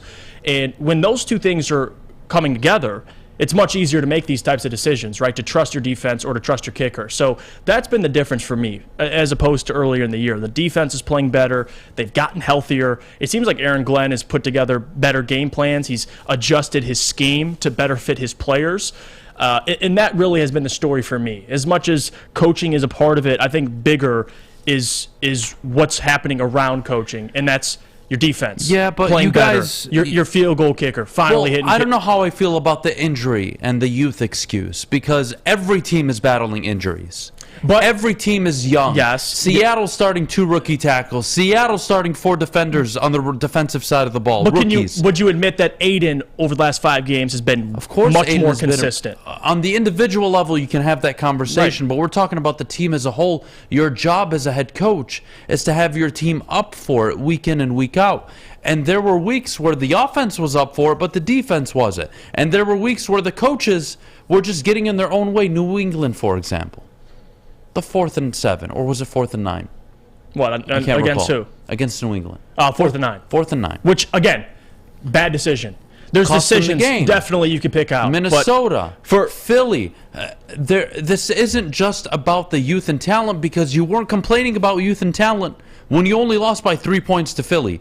When you were up 14 going into the when you were up 10 going into the 4th quarter against Minnesota. There were no complaints against Washington. There were no complaints about youth and talent when you dropped 45 on Seattle. Well, you also gave up 41. You don't get to have revisionist on this when the first 4 weeks of the season you were better than what your record had indicated, and it was clear what was going on. Now, St. Brown going down and missing those 2 games was awful. The ankle injury, he was basically hobbled all game for New England, but the coaching didn't help there. And then, of course, Dallas, he just got back trying to get his feet wet, and he has a fake concussion. Pulled out of the game because of, I think, a third-party observer noticed something on the field. Regardless, that is unfortunate, and it plays a factor. But that is the same youth that over a 5-week stretch has been delivering. But I just personally believe coaching has been so much better. Yes, and it's a part allowed of it. all of them to shine. But that's not the only We talked thing. about Aiden Hutchinson in the 3-tech and the 2-tech. Yeah. What a difference that But that made. goes back to AG. AG got a ton of. We were coming after AG. They were making mistakes. Right. So that's why they were 1-6. Yes. So, not because Aiden wasn't good enough. Not because the offense wasn't good. They were making mistakes, players and coaches. But coaches are held accountable. And just like they're held accountable, Jeff, is why this last 5 games, I'm giving them all the credit in the world. Right. Because they are the ones putting their players in these positions to have success. Go ahead. No, but to answer your point about talking about coaching, yes, coaching does matter, and you're seeing the effect on that lately. But as well as players getting better, that's the part of it that I think goes with youth, right? Aiden being more consistent, yes, between the 2 technique and the 3 technique. There'll be times where he's still in the 3 technique. He just looks much better. It looks like he actually knows when he's rushing the quarterback, he has a game plan, and he knows what to do and how to react to certain situations. It's experience he's gotten all throughout the season. So for me, it has a lot to do. There's percentages, right? A little bit of it is coaching, right? With Dan Campbell, not going for it, being conservative at times, like he was in New York, which led to you dominating the Giants. Your defense allowing 19 points over the last stretch of games. Turnover battle. You're winning the turnover you're battle. The turnover battle. Early in the year, pick sixes were given out. Pick sixes, fumbles. It was like Jamal Oprah. Williams, You get one. You get one. You get Jared one. Goff. And along with that, you don't have a defense that you can overcome that with. But again, so it's and the injuries like Tracy Walker, you lose him early in the season. But you don't get to Swift change is what out, happened. in and out of the lineup. I understand. So that's the health part of it. Yes, but you don't get to change what happened because it wasn't a problem. It's only just now a problem because it didn't fit what you believed the narrative would be early on in the year. And now that, and not you necessarily, I'm talking in general. So now that the last 5 games, you've won the turnover battle, you're giving up only 19.8 points a game. And you're not seeing as many penalties as well, like starting in Chicago and Green Bay. Coming off a bye week against Dallas, how many penalties did they have? 8. How many turnovers? 5. Yeah. So they got to stop shooting themselves in the foot. In the last 5 games they have, they're 4-1. They have turned it around. Yes, some of your youth are playing better. 5-6 games isn't experience in the NFL. You are in the NFL. This isn't the NBA. You walk in, and if you can play, you play. The NFL allows you to walk in right away and contribute, no questions asked. Tariq Woolen, I believe, tied for the NFL lead in interceptions right now. James Houston, more sacks than Kayvon Thibodeau. More sacks than, who's the other edge rusher's name? Trayvon Walker. Trayvon Walker, thank you. Yes. Right away. No questions asked. Amon-Ra St. Brown last year walks in. Nobody knows who he is. They get rid of Anthony Lynn. Dude has a 7-8 game stretch where he was arguably one of the 3-4 best wide receivers in the NFL. Statistically, across every category. young, youth. That's excuses, man. Because as a head coach, my job is to combat your youth with my experience. Right, but Mike Vrabel doesn't have that problem. Pete Carroll doesn't have that problem. Mike Vrabel doesn't have that problem because he has a ton of veterans on his team. I mean, it's different. I understand, but they weren't veterans 3-4 years ago. I mean, let's be fair here. Yeah, but again, it's not just Dan. Dan doesn't get the sole blame. No, not at all. Jared Goff throwing pick sixes. Not at all. Dan doesn't get the blame for missed fourth and one execution calls that they make where the play works, but somebody makes a mistake. No, but your job at the end of the day, you are accountable for it. Just like you're accountable now that you're actually 3 of 6 on fourth down over your last 5 games. Right. You have won 4 of your last 5 games. You get the credit and you get the criticism. You don't get to have one without the other. And if you are on either side and you refuse to either A, give criticism or A, give credit, then you are being unfair. But let's take a break. When we get back, what to expect from TJ Hockenson in his first game back against the Detroit Lions. We'll get to that conversation coming up in just a bit. But before we go, Jeff, the best defense on and off the field. Talk about a defense that's night and day compared to early in the season. I got a defense for you that's always been consistent. It's Guardian Alarm because, guys, they'll give you peace of mind while you're inside, staying out of the cold. Call 1-800-STAY-OUT today, and you can rest easy knowing you have 24/7 protection. That's 1-800-STAY-OUT. Let them know your friends at Woodward Sports sent you. Stay out. Stop breaking my heart, please. Thank you. It's back. Year 3 of Woodward Sports Stuff-A Studio is here. The past 2 years, we've collected new unwrapped toys and stuffed our studio so we could hardly fit in it. This year, we're doing it even bigger. Join Woodward Sports and our whole family December 19th to the 23rd as we stuff our studio.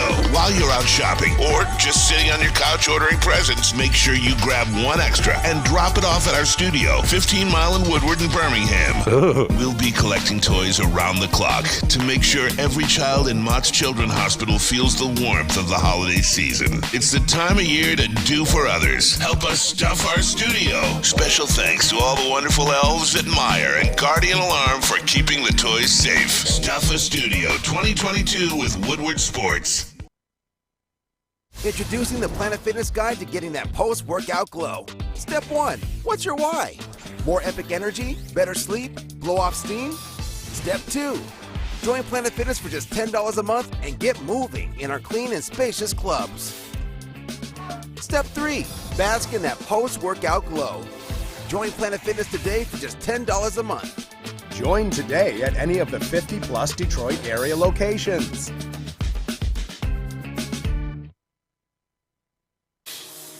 It's a great day to get some Centron in your life. Okay. There it is. Centron, here we go. Gotta grab the cranberry. Oh wait, it's 2 for $4. Gotta double up with the classic as well. Centron World, baby. Centron, available at select Krogers, and if you wanna know how, go to @CentronWorld.com. You get dope like me. You know what? Why wait?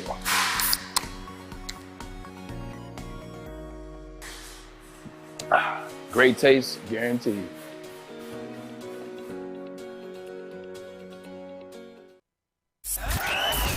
We are the network for Detroit by Detroiters. Welcome to the Woodward Sports Network. Jeff Iafrate here. Let me tell you about our friends at Moneyball Sportswear because it is your one-stop shop. Whether you want the latest looking athletic apparel or you need new uniforms for your team, Moneyball has it all. Stop in Moneyball showroom in Southfield and experience the only way to ball, or visit moneyballsportswear.com. All right. We're back here on the Morning Woodward Show live, 919 woodwardsports.com. Here we go. Why wait? Oh man, that Braylon commercial is legendary. Oh, it's the best. All right, Jeff, expectations. TJ Hockenson, first game back in Detroit. They're gonna get what's the smirk for? It's nothing. Like, what is he gonna do? I mean, he's gonna get the ball a lot, obviously, but like this isn't the big matchup to watch. I'm scared of Justin Jefferson. He's gonna ball out. Everyone knows it. That's who happens every year. Fish happens every time a former athlete comes to Detroit. Shut the hell up. Fish, put Malcolm Rodriguez you tell me I'm on wrong. him. Mute your mic. Every athlete that comes back to Detroit on a former team scores. He's gonna score 2 touchdowns, 200 yards, 20 catches. Okay. Mute your mic. No, listen. And again, if TJ comes out, he has 100 yards. I mean, it does not change what I think about the trade.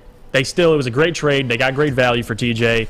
I'm not paying TJ top 5 tight end money. It was never happening. I don't even think the Minnesota Vikings will pay him top 5 tight end money, but we'll see. He might even have a touchdown. I mean, who knows? But the bigger concern for me isn't TJ at all. It's Justin Jefferson and Dalvin Cook. It's how that offense runs. TJ is a beneficiary of what's around him, right? You have all these weapons. Of course, TJ is going to get open looks. He's going to get opportunities. And the Lions understand that. They're going to game plan for him. But you also got a game plan for Justin Jefferson. You did well against him. This is a big reason why you had a lead in the fourth quarter until KJ Osborne burnt Juju Hughes for the last second touchdown that pretty much ended it. But no, Adam, I'm not concerned about TJ. I'm not going to break down how TJ is going to dissect this defense. It's not a big deal to me, really. I think the biggest concern. I love the sportsmanship. No, and listen, I got. And listen, oh my God! I'm good, man. Justin Jefferson should be the concern. Hockenson had a good career in Detroit. Lions fans can appreciate him. But I'm glad let's stop talking about the Vikings do well. I'm glad for what they got for him. It was a great trade. We need to shift the mindset a little bit because last I checked, not only are the Lions the favorites, let's line up what the Lions do well compared to. Excuse me. Wow. Let's line up what the Lions do well with what the Vikings do well, and what they don't do well. Okay. The Lions' offense, top 8 NFL right now, and the Vikings give up over 400 yards a game. Just like the Lions. You will impose your will on Sunday. I don't care if Justin Jefferson catches 233 yards and 5 touchdowns. Your offense will give you a shot. And if your defense is 20% worse than what it has been over the last 5 games, that means you will give up 24 points, 25 points to Minnesota. And if you do, how many of you are confident that you'll be able to score 27, 28, or 30? I think all of you would agree you're very confident. Very confident, yes. Jared Goff hasn't been turnover prone. That's nice. The offensive line is playing at an elite level. That's nice. Amon-Ra St. Brown emerging as a top 10 wide receiver. That's nice. Jameson Williams, I think, still slow. They're going to work his way in. I don't think this week you see more of him. I would say it's the week after. But regardless, what's TJ Hockenson going to do, right? Well, what do the Vikings do well? Dalvin Cook, it starts there. It always starts with Dalvin. And if they're able to run the ball, that offense is much more difficult to stop. And then when they drop back 37, 38 times, they can throw the ball. They do have Thielen, Osborne, Jefferson, Cook out of the backfield. Now Hockenson at tight end. Yes, they pose their own problems. And now with a tight end like Hockenson, will you be able to shadow Jefferson with a safety? It'll be a bit more difficult. Because you're either giving a one-on-one matchup to Thielen, a one-on-one matchup to Jefferson, or you shadow Jefferson, play single high, and look, Hockenson is going to have a one-on-one matchup in the middle of the field. And we've harped on it for all the years that he's been with the Lions.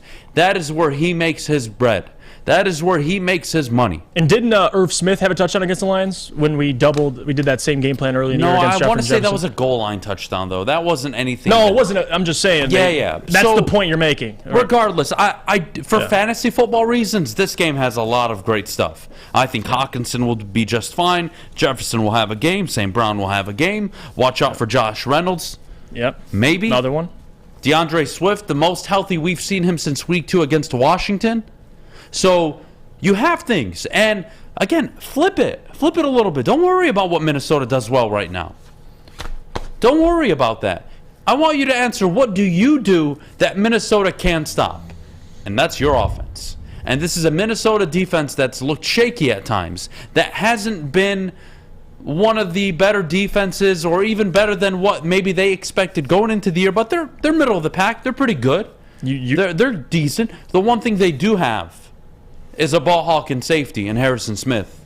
And you know what that ball hawk safety's helped them with? What's that? Giving up over 300 yards a game through the air. Well, again, they do give up. Bend don't break, right? Right. That was the excuse against Chicago and Green Bay, That's right? their defense. Like, believe it or not, they actually allow more passing yards per game than the Detroit Lions. The Lions average 264. They give up.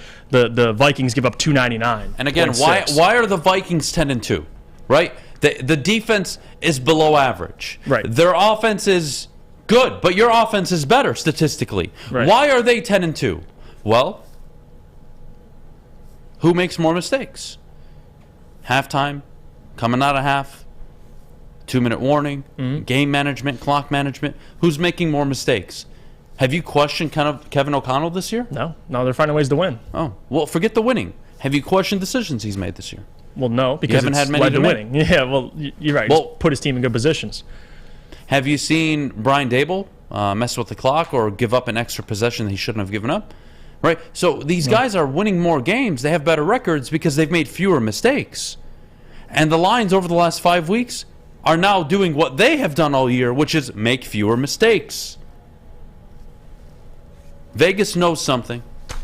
And I think everybody in Detroit feels it, and they know it. The Lions are a bitch to play against right now.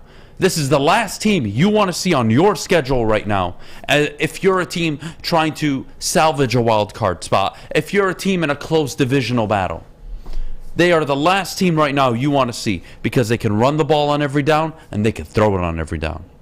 Very unpredictable offense at the moment, a very effective offense at the moment, and the defense has been playing better, Jeff. Yeah, no, that's the big thing. I mean, the Minnesota Vikings, like you said, I'm more worried about the run game and what they can do off of that. If they can run the ball with Dalvin Cook and establish play action, they have so many weapons that they can get involved, especially if you're doubling, Justin Jefferson like they did early in the year with Jeff Okudah, and they shut him down. It's going to be hard to do that, by the way. Again, I'm sure he's going to go off for a big game, but it opens up things for TJ, for Adam Thielen, for even Dalvin, like you said. So there's a lot of things to worry about, but more importantly, this defense, you can put up 30 on them. I can see this game being high scoring. I really can. It's going to come down to the same things the Lions have been doing well over the last stretch of games, which is winning the turnover battle, time of possession, being efficient in the red zone, not making dumb decisions, settling for field goals, taking points when they're there. That's what it's going to come down to. You're at home. The Lions play better at home. Specifically, Jared Goff plays a lot better at home. But this Minnesota Vikings team, as good as they've been all year, they're not some juggernaut. They have their flaws. And I'm sorry, if you talk about, to me, the best teams in the NFC, you know who I put ahead of them? Even without Jimmy Garoppolo, San Francisco. Even... let's see. I would do Eagles. I would even consider putting Tampa Bay. If you put Tampa versus Minnesota right now, I would take Tampa Bay. I would. I would take Philly over Tampa Bay. Or, Philly over Minnesota. Yes, they are 10-2. Yes, they are having a ton of production. Yes, they deserve all the credit they're getting. But if you watch their games, they all are one-possession games. The difference is Kevin O'Connell has not shot himself in the foot. Now, were they fortunate against Buffalo? Very. They should have maybe 3 or 4 losses. If you replayed the whole year again, maybe they are 8-4 right now. And this game has a lot more meaning. But they're not. They're 10-2. And O'Connell hasn't made some of the mistakes that you look at around the league. Other young offensive-minded coaches have made, like Dan Campbell, defensive-minded coach, and Brandon Staley, who's been uber aggressive on offense and has cost his team multiple games, right? So you have these guys making these mistakes. He's avoided them. And now the last 5 games, like I mentioned, Dan's avoided them.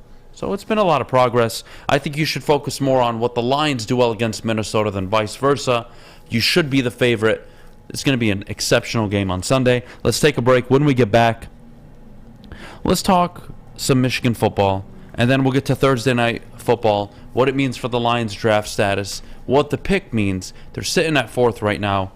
A must-lose game for the Rams in theory, so you're going to be rooting hard for the Raiders. Let's get to that and so much more coming up. But before we go, Jeff, our good friends over at Swiss. Big Frog? Big Boy. Let me tell you about our friends at Big Boy, because, guys, for a limited time only, we were there yesterday in Wyandotte. It was beautiful. Had breakfast there with my guy Fish and Alex. It was delicious. And Big Boy's the spot to go for their all-new burgers, their fries. They have the Slim Jim as well as the Bacon Blue. But how about upgrading those fries as well if you go down there? You can get the chili cheese fries, the baked potato fries, or the nacho fries. Satisfy those taste buds at Big Boy. Love Woodward Sports? Love wearing clothes? Then you should be wearing Woodward Sports clothes. Check out our full-line merch at woodwardsports.com. Just click on Shop. We have all your favorite designs, like Dan Campbell kneecaps, Beverly Hills Golf, Woodward Golf, and of course, our own logoed-out merchandise. Men, women, infants, kids all love Woodward Sports. Impress your friends. Impress your boss. Impress your dog. Buy Woodward Sports merch today.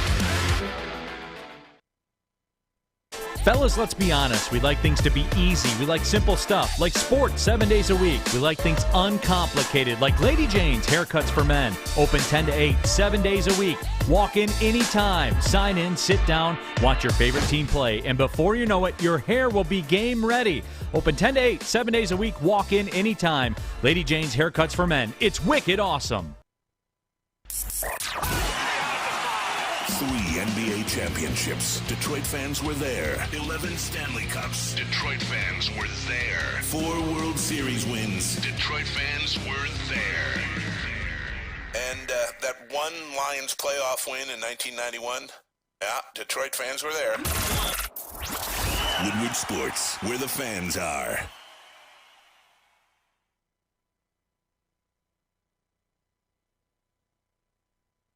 Jeff Iafrate here. Let me tell you about our friends at Chili Peppers Tanning, because it is where you'll find all the cleanest salons in the D with spotless, sanitized rooms and trained and certified tanning professionals. You can join the Pepper Club for all the best deals. They'll beat all competitors by $5. ChiliPeppersTanning.com. Hottest bulbs, hottest deals, darkest tans. Your Vitamin D headquarters, 27 locations and more on the way. Chili Peppers Tan.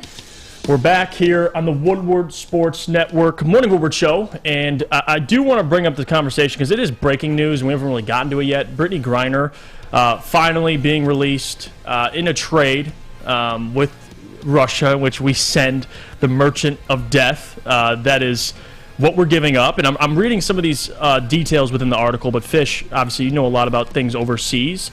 Brittney Griner coming back to America after spending, I believe, I don't know the exact amount of days, but it was a long, long time she was over there, and there was tons of efforts to try and get her back home. But Fish, initial thoughts, Brittney Griner, man, she's back, WNBA player. What do you think? She's back, yeah. It's good news. She's an American, and I don't know if she'll play in the WNBA, but she'll probably get picked up by a team and probably ball out, as she did before she was in Russia. In these comments, too, WoodwardSports.com, Enjoy Detroit says Russia fleeced us. Oh, God. Yeah, these are just messed up. I can't laugh at these. Southpaw Slab says this is the biggest trade ever in the WNBA. Okay. See, I'm trying to keep a straight face. Just happy she's home. How about that? It is happy she's home. But Paul Whelan's still down there. Well, still over we'll there, get to Paul Whelan another time, right? Well, they wanted to do a 2-for-2 trade, and Russia canceled that. Yeah, and Whelan's U.S. citizen, former Marine. Yeah. He was arrested in 2018 on espionage charges, and he's been consistently denied. He's serving a 16-year sentence right now. That's the next part. They also should have been 2-for-1 trade. Should have been both. And he's a U.S. Marine, so honestly, no offense, Brittney Griner, but I would probably lean the U.S. Marine if I had to choose one right now. But Brittney Griner's home. I'm happy for her, happy for her family. I know a lot of people, especially for her being in Russia, suffering over there. It's tough conditions, especially where she was moved to. Like the work camp? It's like the camp she goes to, basically just does labor. Labor camp is what it's called in Russia. Yeah. Dad with Tourette's, WoodwardSports.com. There's no Marine. It says these are the reports. It says a former U.S. Marine. So I guess CNN's completely lying.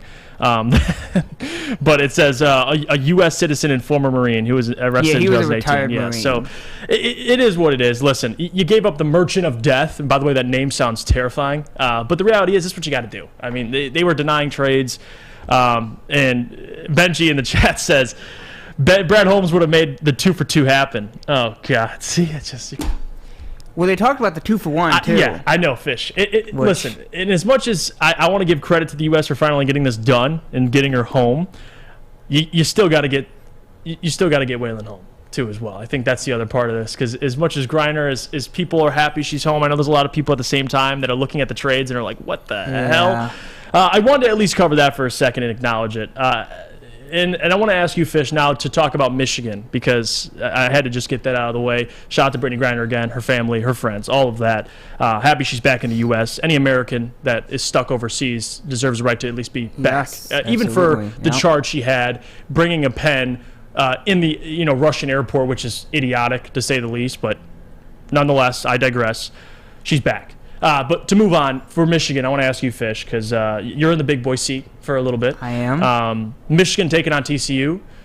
And I don't know if I got your opinion on this, by the way, because we had this conversation with Adham, but talking about their expectations and talking about whether a season's a failure or not. For me personally, Michigan making it to the college football playoff for the second straight year, taking on TCU, looking at the field around Michigan, they have a legitimate shot to make the national championship. That's how I feel. And possibly even win it, dare I say. Now, Georgia's a different animal. There's different expectations. But for Michigan, Fish, would it be a failure if they go to the college football playoff and they take a fat L to TCU? If you're a Michigan fan, how do you feel about that? Are you excited you're there, or are you upset that you lost to TCU? I mean, there'll be a lot of people definitely that'll be upset if they lose. But is it a failure? That's the question. It's near a failure. I mean, you beat Ohio State, which is your one goal. That's good. Your next goal now is to beat TCU and then play Georgia or Ohio State, which a lot of people think Ohio State could win. They could cause the upset. Yeah. They maybe. could, possibly. It's always an upset, but I doubt it. Well, it could happen. But, again, Ohio State squeezed in by USC losing. But, no, Michigan should beat TCU by 10. I mean, it's not. It might not be a blowout. I think TCU is going to come and actually try to win. I mean, of course, they're going to try to win. They're in the playoff, but they're gonna show their heart and soul in that game. That's going to be a game where. And by the way, the game's in Arizona, so TCU fans are going to travel well. I know Michigan fans travel well. Oh, they'll be traveling, Fish. Don't worry about it. TCU's closer to Arizona than Michigan. If Michigan wins, how many thrusts are you giving Michigan? Do I have to give an answer? Yes. Harley in the chat says, I'll Fish, do it if they win. I'll do it if they win the final. You'll give a couple thrusts. If they win the final. So they got to win the Natty for you to give the thrust. Well, let's be honest. TCU, are they very good? They're okay. They only got up there because they lost to Kansas State in overtime. Yes. No, very true. Very true. They wouldn't have made it if they lost massively to Kansas Fish, State. I want to say thank you for taking the time. Fish had to get up here in a big boy seat. We want to chop it up. You want me to stay? Why do you want me to stay? I'm fucking enjoying it. You want to go sit on the chair and Adam's revive over here watching Fish just take over his job. You want to revive yourself on the chair? Adam, I'd be concerned. I mean, Fish, he really is. He's making some noise right now, giving his takes on Michigan, giving his takes on Brittney Griner. I mean, what can't you do, Fish? You want to talk Thursday Night Football? American Thursday Night Football? No, you can wait. You can get your ass I was talking American football. Fish. You want to talk All right, FA Cup? Fish. What'd I do now? No, you did nothing wrong. You did good. Well, Fish, you did great. Now you got to get up. You got to get up, Fish. Well, I was kind of waiting for the shot, but I guess I'll just escape the No, desk. it's okay. The shot can show you. All right. Shout out to Fish. Man, he can come up here. The guy's a Swiss Army knife. I mean, what can he do is the question. If you have a daughter who's single, let her know about Fish. I'm telling you. He'll take care of her. Welcome back, Somebody Adam. needs to fuck Fish. We're going to take a break. When we get back... When we get back, we're going to talk about Thursday Night Football. All right. Fish, you did a hell of a job. I enjoyed the hell out of watching that. Thank you so much. Try to do whatever I could do. Make people happy. Great as always. Let's take a quick pause. But before we go, Jeff, our good friend, our good friends over at Swiss Insurance. All right, with the holiday season here, Swiss Insurance wants to remind you to insure those gifts of jewelry or collectibles, because in the last 2 weeks, Swiss Insurance has saved its clients on an average of 26% on their insurance premiums while increasing coverage. That's a lot of money to free up for the giving season. With everybody going out and getting Christmas gifts, allow Swiss Insurance to help you save money. Merry Christmas from Swiss Insurance. It's back. Year 3 of Woodward Sports Stuff a Studio is here. The past 2 years, we've collected new unwrapped toys and stuffed our studio so we could hardly fit in it. This year, we're doing it even bigger. Join Woodward Sports and our whole family December 19th to the 23rd as we stuff our studio. While you're out shopping or just sitting on your couch ordering presents, make sure you grab one extra and drop it off at our studio, 15 Mile in Woodward in Birmingham. We'll be collecting toys around around the clock to make sure every child in Mott's Children's Hospital feels the warmth of the holiday season. It's the time of year to do for others. Help us stuff our studio. Special thanks to all the wonderful elves at Meyer and Guardian Alarm for keeping the toys safe. Stuff a Studio 2022 with Woodward Sports. By now you know me, Christina Gennari, as the obvious choice in real estate. And you know my website, soldchristina.com, as your #1 resource for buying or selling your home. Myself, along with my amazing staff, pride ourselves on making your home buying and selling experience a relaxing and easy one. Come see why we are the obvious choice. Christina Gennari at soldchristina.com, the obvious choice in real estate. We don't like to brag that we are the toughest sports network in Detroit, but we do have a guy named Darren McCarty on our side. Lemieux and McCarty, who've had a good knockdown drag up. There they go, right on the whistle, baby, talking to one another. Woodward Sports. All right, let me tell you what. The downtown Detroit is all decked out this holiday season. Return of the Cadillac Lodge and the Monroe Street Midway. The Midway has a giant slide, winter bumper cars, an indoor arcade. Plus, you can grab drinks, shop, eat, and play while you're down there. Decked Out Detroit brought to you by our good friends over at Bedrock Detroit. Adham JJ has not won a game. He has won because of running game and defense. Sean. What happened the last You're right. 2 games? Sean's right. Sean's right. Adham now... Is that all? Sean's right. We'll just leave it at that. I'm just going to leave it. All right. Sounds like Adham and Jeff want fish to stuff some ladies. I want some dude or lady to stuff fish. I'm good either way. Hold on. I'm for anything. You good with that fish? Is fish okay with that? I mean, not really, but do I have a choice? You do. You do have a choice. Well, talk to Adam. Do I have a choice? Fish, you never... Fish never has a choice. No, there we go. See? Told you. Why does Fish just accept it? He's like a... I'm not accepting it. I'm just stating facts. Fish is going to walk out of this building one day, and there's going to be a guy or a girl waiting for him in lingerie with chloroform in her hands and on a towel. There might be the... She's going to knock him out, put him in the truck, or he... Fish is going to get some action. All right, anyway. Allegedly. Yeah, allegedly. God. It's all rumors. Is there going to be soccer on? Shut up. Thursday Night Football. Look, Raiders, very similar position to the Lions. They started the season off horribly. A lot of questions asked about their head coach. And now suddenly they've won 4 out of their last 5 as well. Yep. And things are looking up for the Raiders. And what is a very likely possibility for the Raiders this year under Josh McDaniels? 9-8. It is a possibility. Will it happen? Who knows? But it is a strong possibility right now with the Rams on their schedule. Short week. They get the Rams. Devontae Adams likely to have another day. Josh Jacobs has been excellent this year. Derek Carr, very good these last 3, 4, 5 games. Everybody's a Raiders fan tonight because if the Rams lose, they fall back into 3rd, I believe. Yep. And things get interesting.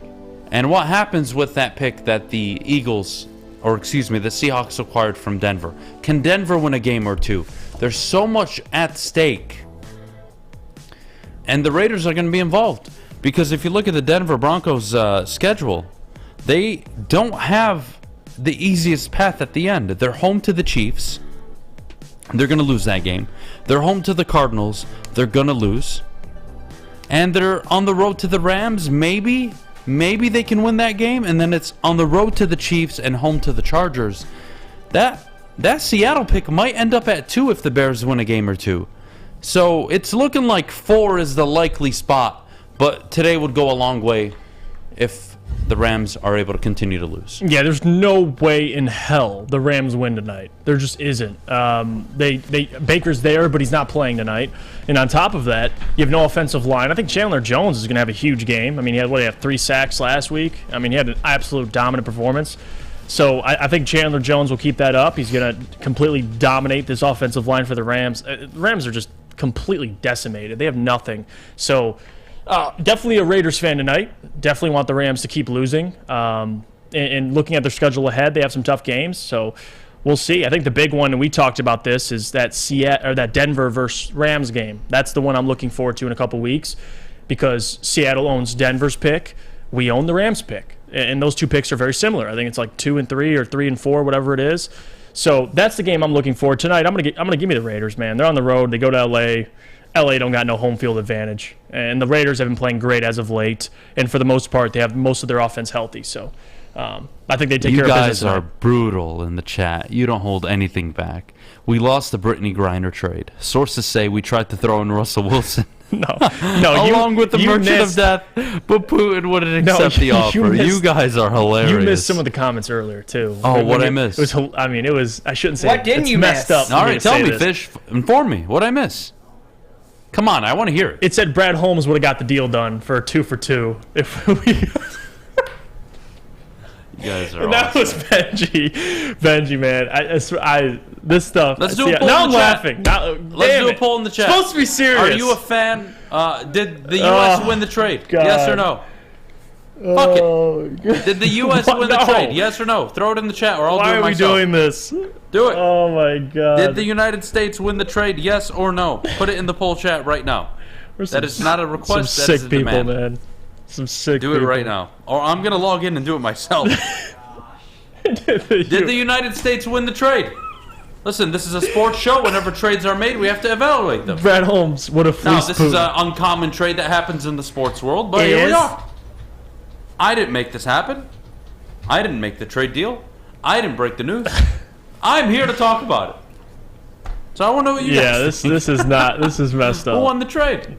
This is Did the United States of America win the trade? They won the trade because you got Brittney Griner back. All right. They won the trade because they got Brittney Griner back. Yes. Really? Yeah. That's your answer. You got an American back. So Is that- yes. Yeah, but they left Paul Whelan out in Russia. Well, Fish, you can't get them all. All right. You gotta get Brittney Griner, and then you'll go back and get him too. I mean, they lost this trade, and it's not even close. Oh my God. Come on. The Merchant of Death. WNBA star who politically has opposed this country for the Merchant of Death. We couldn't have brought Whalen home, a Marine, out of Novi? Really? We couldn't have finagled it some way, somehow? Even maybe given a 2 for 2? No? Well, they wanted a 2 for 1, and Russia, of course, opposed that. But Motown 2 for 2, 2 for Cool 1. says they got a scorer for a distributor.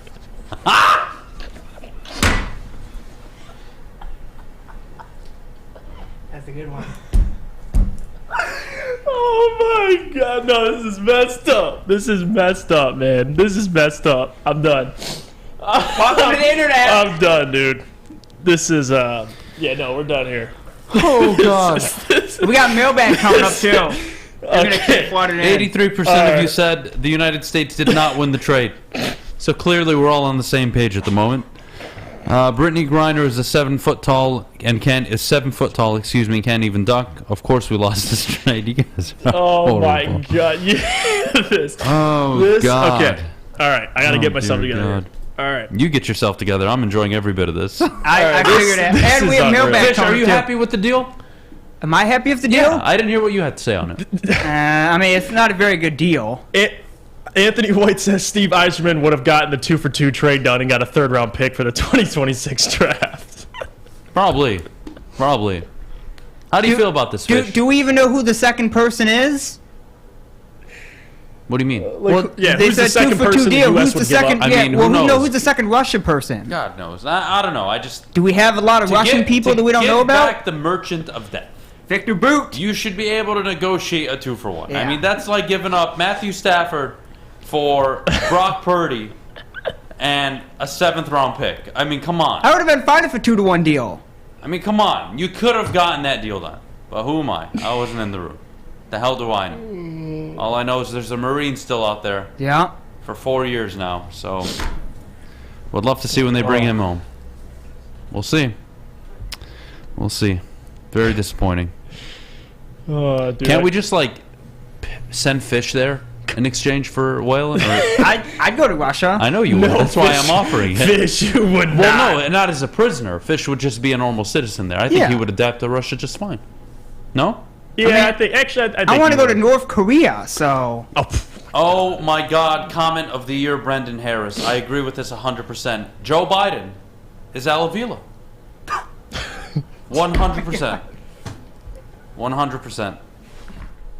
These comments, man. God. We have the best 84% audience. of you said no. The United States did not win. And that was 152 And I agree with all of you. some good votes on there. And those of you that said yes, this isn't the show for you. We're going to take a break. We got Mailbag coming up.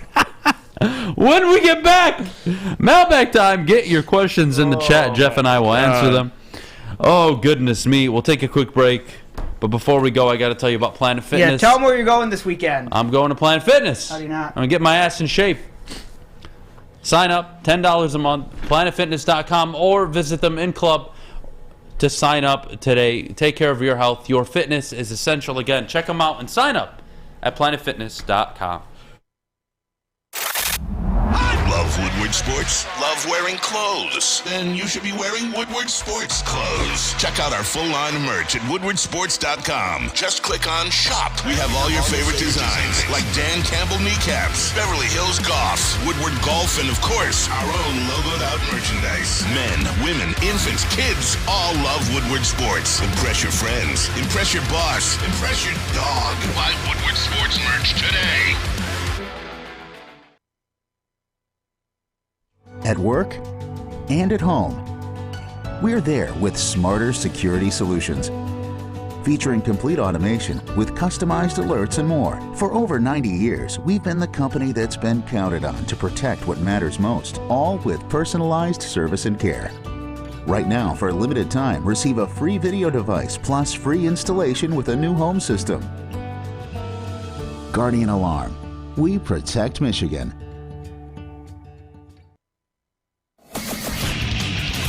Get a shot up. This is for the win.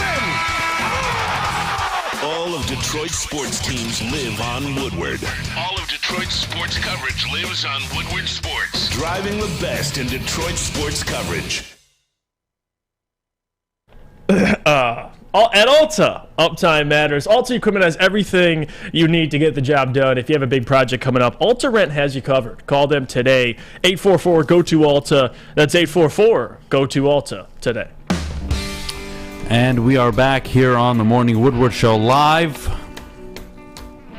I also read a comment. Here we go. That the Merchant of Death has a higher shooting percentage than Brittney Griner.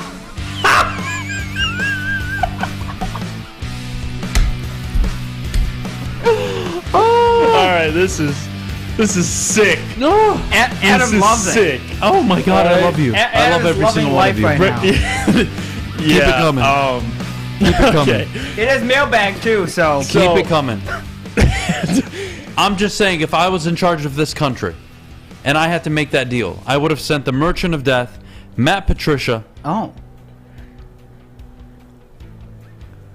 Al Avila for Brittney Griner and Paul and Whelan. Mr. Whalen. And I would have got that deal done. Adam Beydoun 2024. You name it from now. You should. You would have got it done. Yeah. I would have got the deal done. That's dictator. That's going to be my campaign slogan. Would have got it done.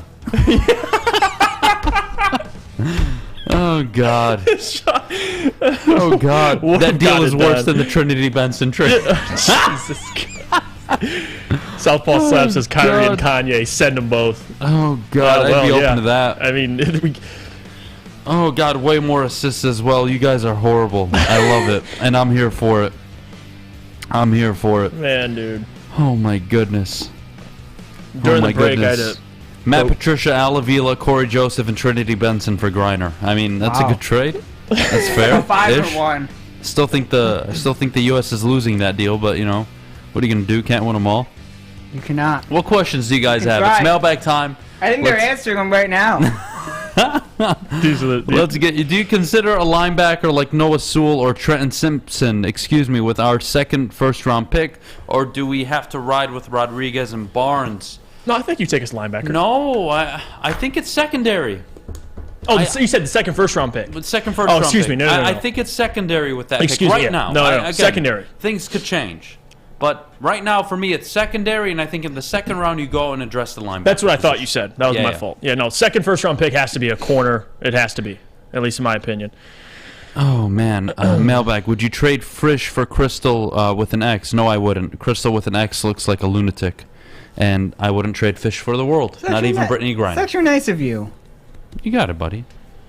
Hey, would you visit Russia with me? Would I go to Russia with you? Yeah. Just like a visit, like a nice vacation. Maybe some Moscow, Yeah, but St. I don't like the Petersburg. food in Russia, though. It's Have not. you been? Yeah, I have. Oh, well, I want to go to a country you've never went to been to Russia? before. Yeah. How long were you there? Stick's almost been a to week. Russia, too. How was it? Weird. Was it? Yeah, Is that breakfast weird? was weird. They don't serve you water. Oh. Breakfast is vodka, sausage. How do you not? Oh, it's vodka? Yeah. How do you not? I'm not joking. That, You that, guys that think is I'm the joking. most. I'm not. That is the most Russian thing ever. Well, vodka also keeps you warm, right? It raises your body temperature, and it's very cold in Yeah, Moscow you're not typically. wrong. So, Yeah. I mean, yeah, they're it was- up in the Arctic It was Circle, a weird so- week. I was working for a week remotely there. It's Oh, kind of weird, nice. but you know, Why were you working remotely in Russia? I was traveling. I was going from Poland to Moscow, Ooh, go Moscow Poland. to Dubai, and then Dubai, I believe, back to Paris, and then Paris to Lebanon. France. Okay. All in like a 2.5 month span. Did you so. live in Lebanon at all, by the I way? did, Okay. yeah. How long? Almost a month. Did you see your family there? Oh, that's I saw it? relatives, yeah, that I'd never met before. Just for yeah. a month? Huh? Just for a month? Yeah. Oh, that seems sad. Well, I was traveling all the time. I'd always go back for a week or two and pop in and okay. out, but you know, like live there, didn't go anywhere. About a month. Do you still talk to your people in Lebanon today? Sometimes, not often. WhatsApp them? WhatsApp, baby, absolutely. Let's see what else we have in the chat. Southpaw Slap says in Germany, water is more expensive than beer. That is true. That doesn't surprise Really? me. That is Yeah. a fact. In Beer's Denmark, cheap over or there. excuse me, not Denmark, in Sweden. Oh, go Sweden. Sweden has one of the most, I would say, the most diverse cuisines you'll find in a European Oh. country. Sweden's pretty awesome. Sweden was fun. Adam was trading his cocaine. You're absolutely right, it was. Let's see. Jeff, what's the score prediction for Lions Vikings? You want to save that or you want to give it away now? I'm going to save it. I'm going to save it. Sorry, Daryl. I I'm tried. going to save it. Yeah, we'll do it tomorrow. Tune in tomorrow. We'll get all our predictions Oh, out. God. All right, let's see what other questions we have. Hey. We have a lot of assets, but do you see any scenario that we could trade up for a second pick in the top 5 with the goal of grabbing Anderson and Carter? Jeff? I mean, hey, I would have no issue with that. My only problem would be, how does it get done?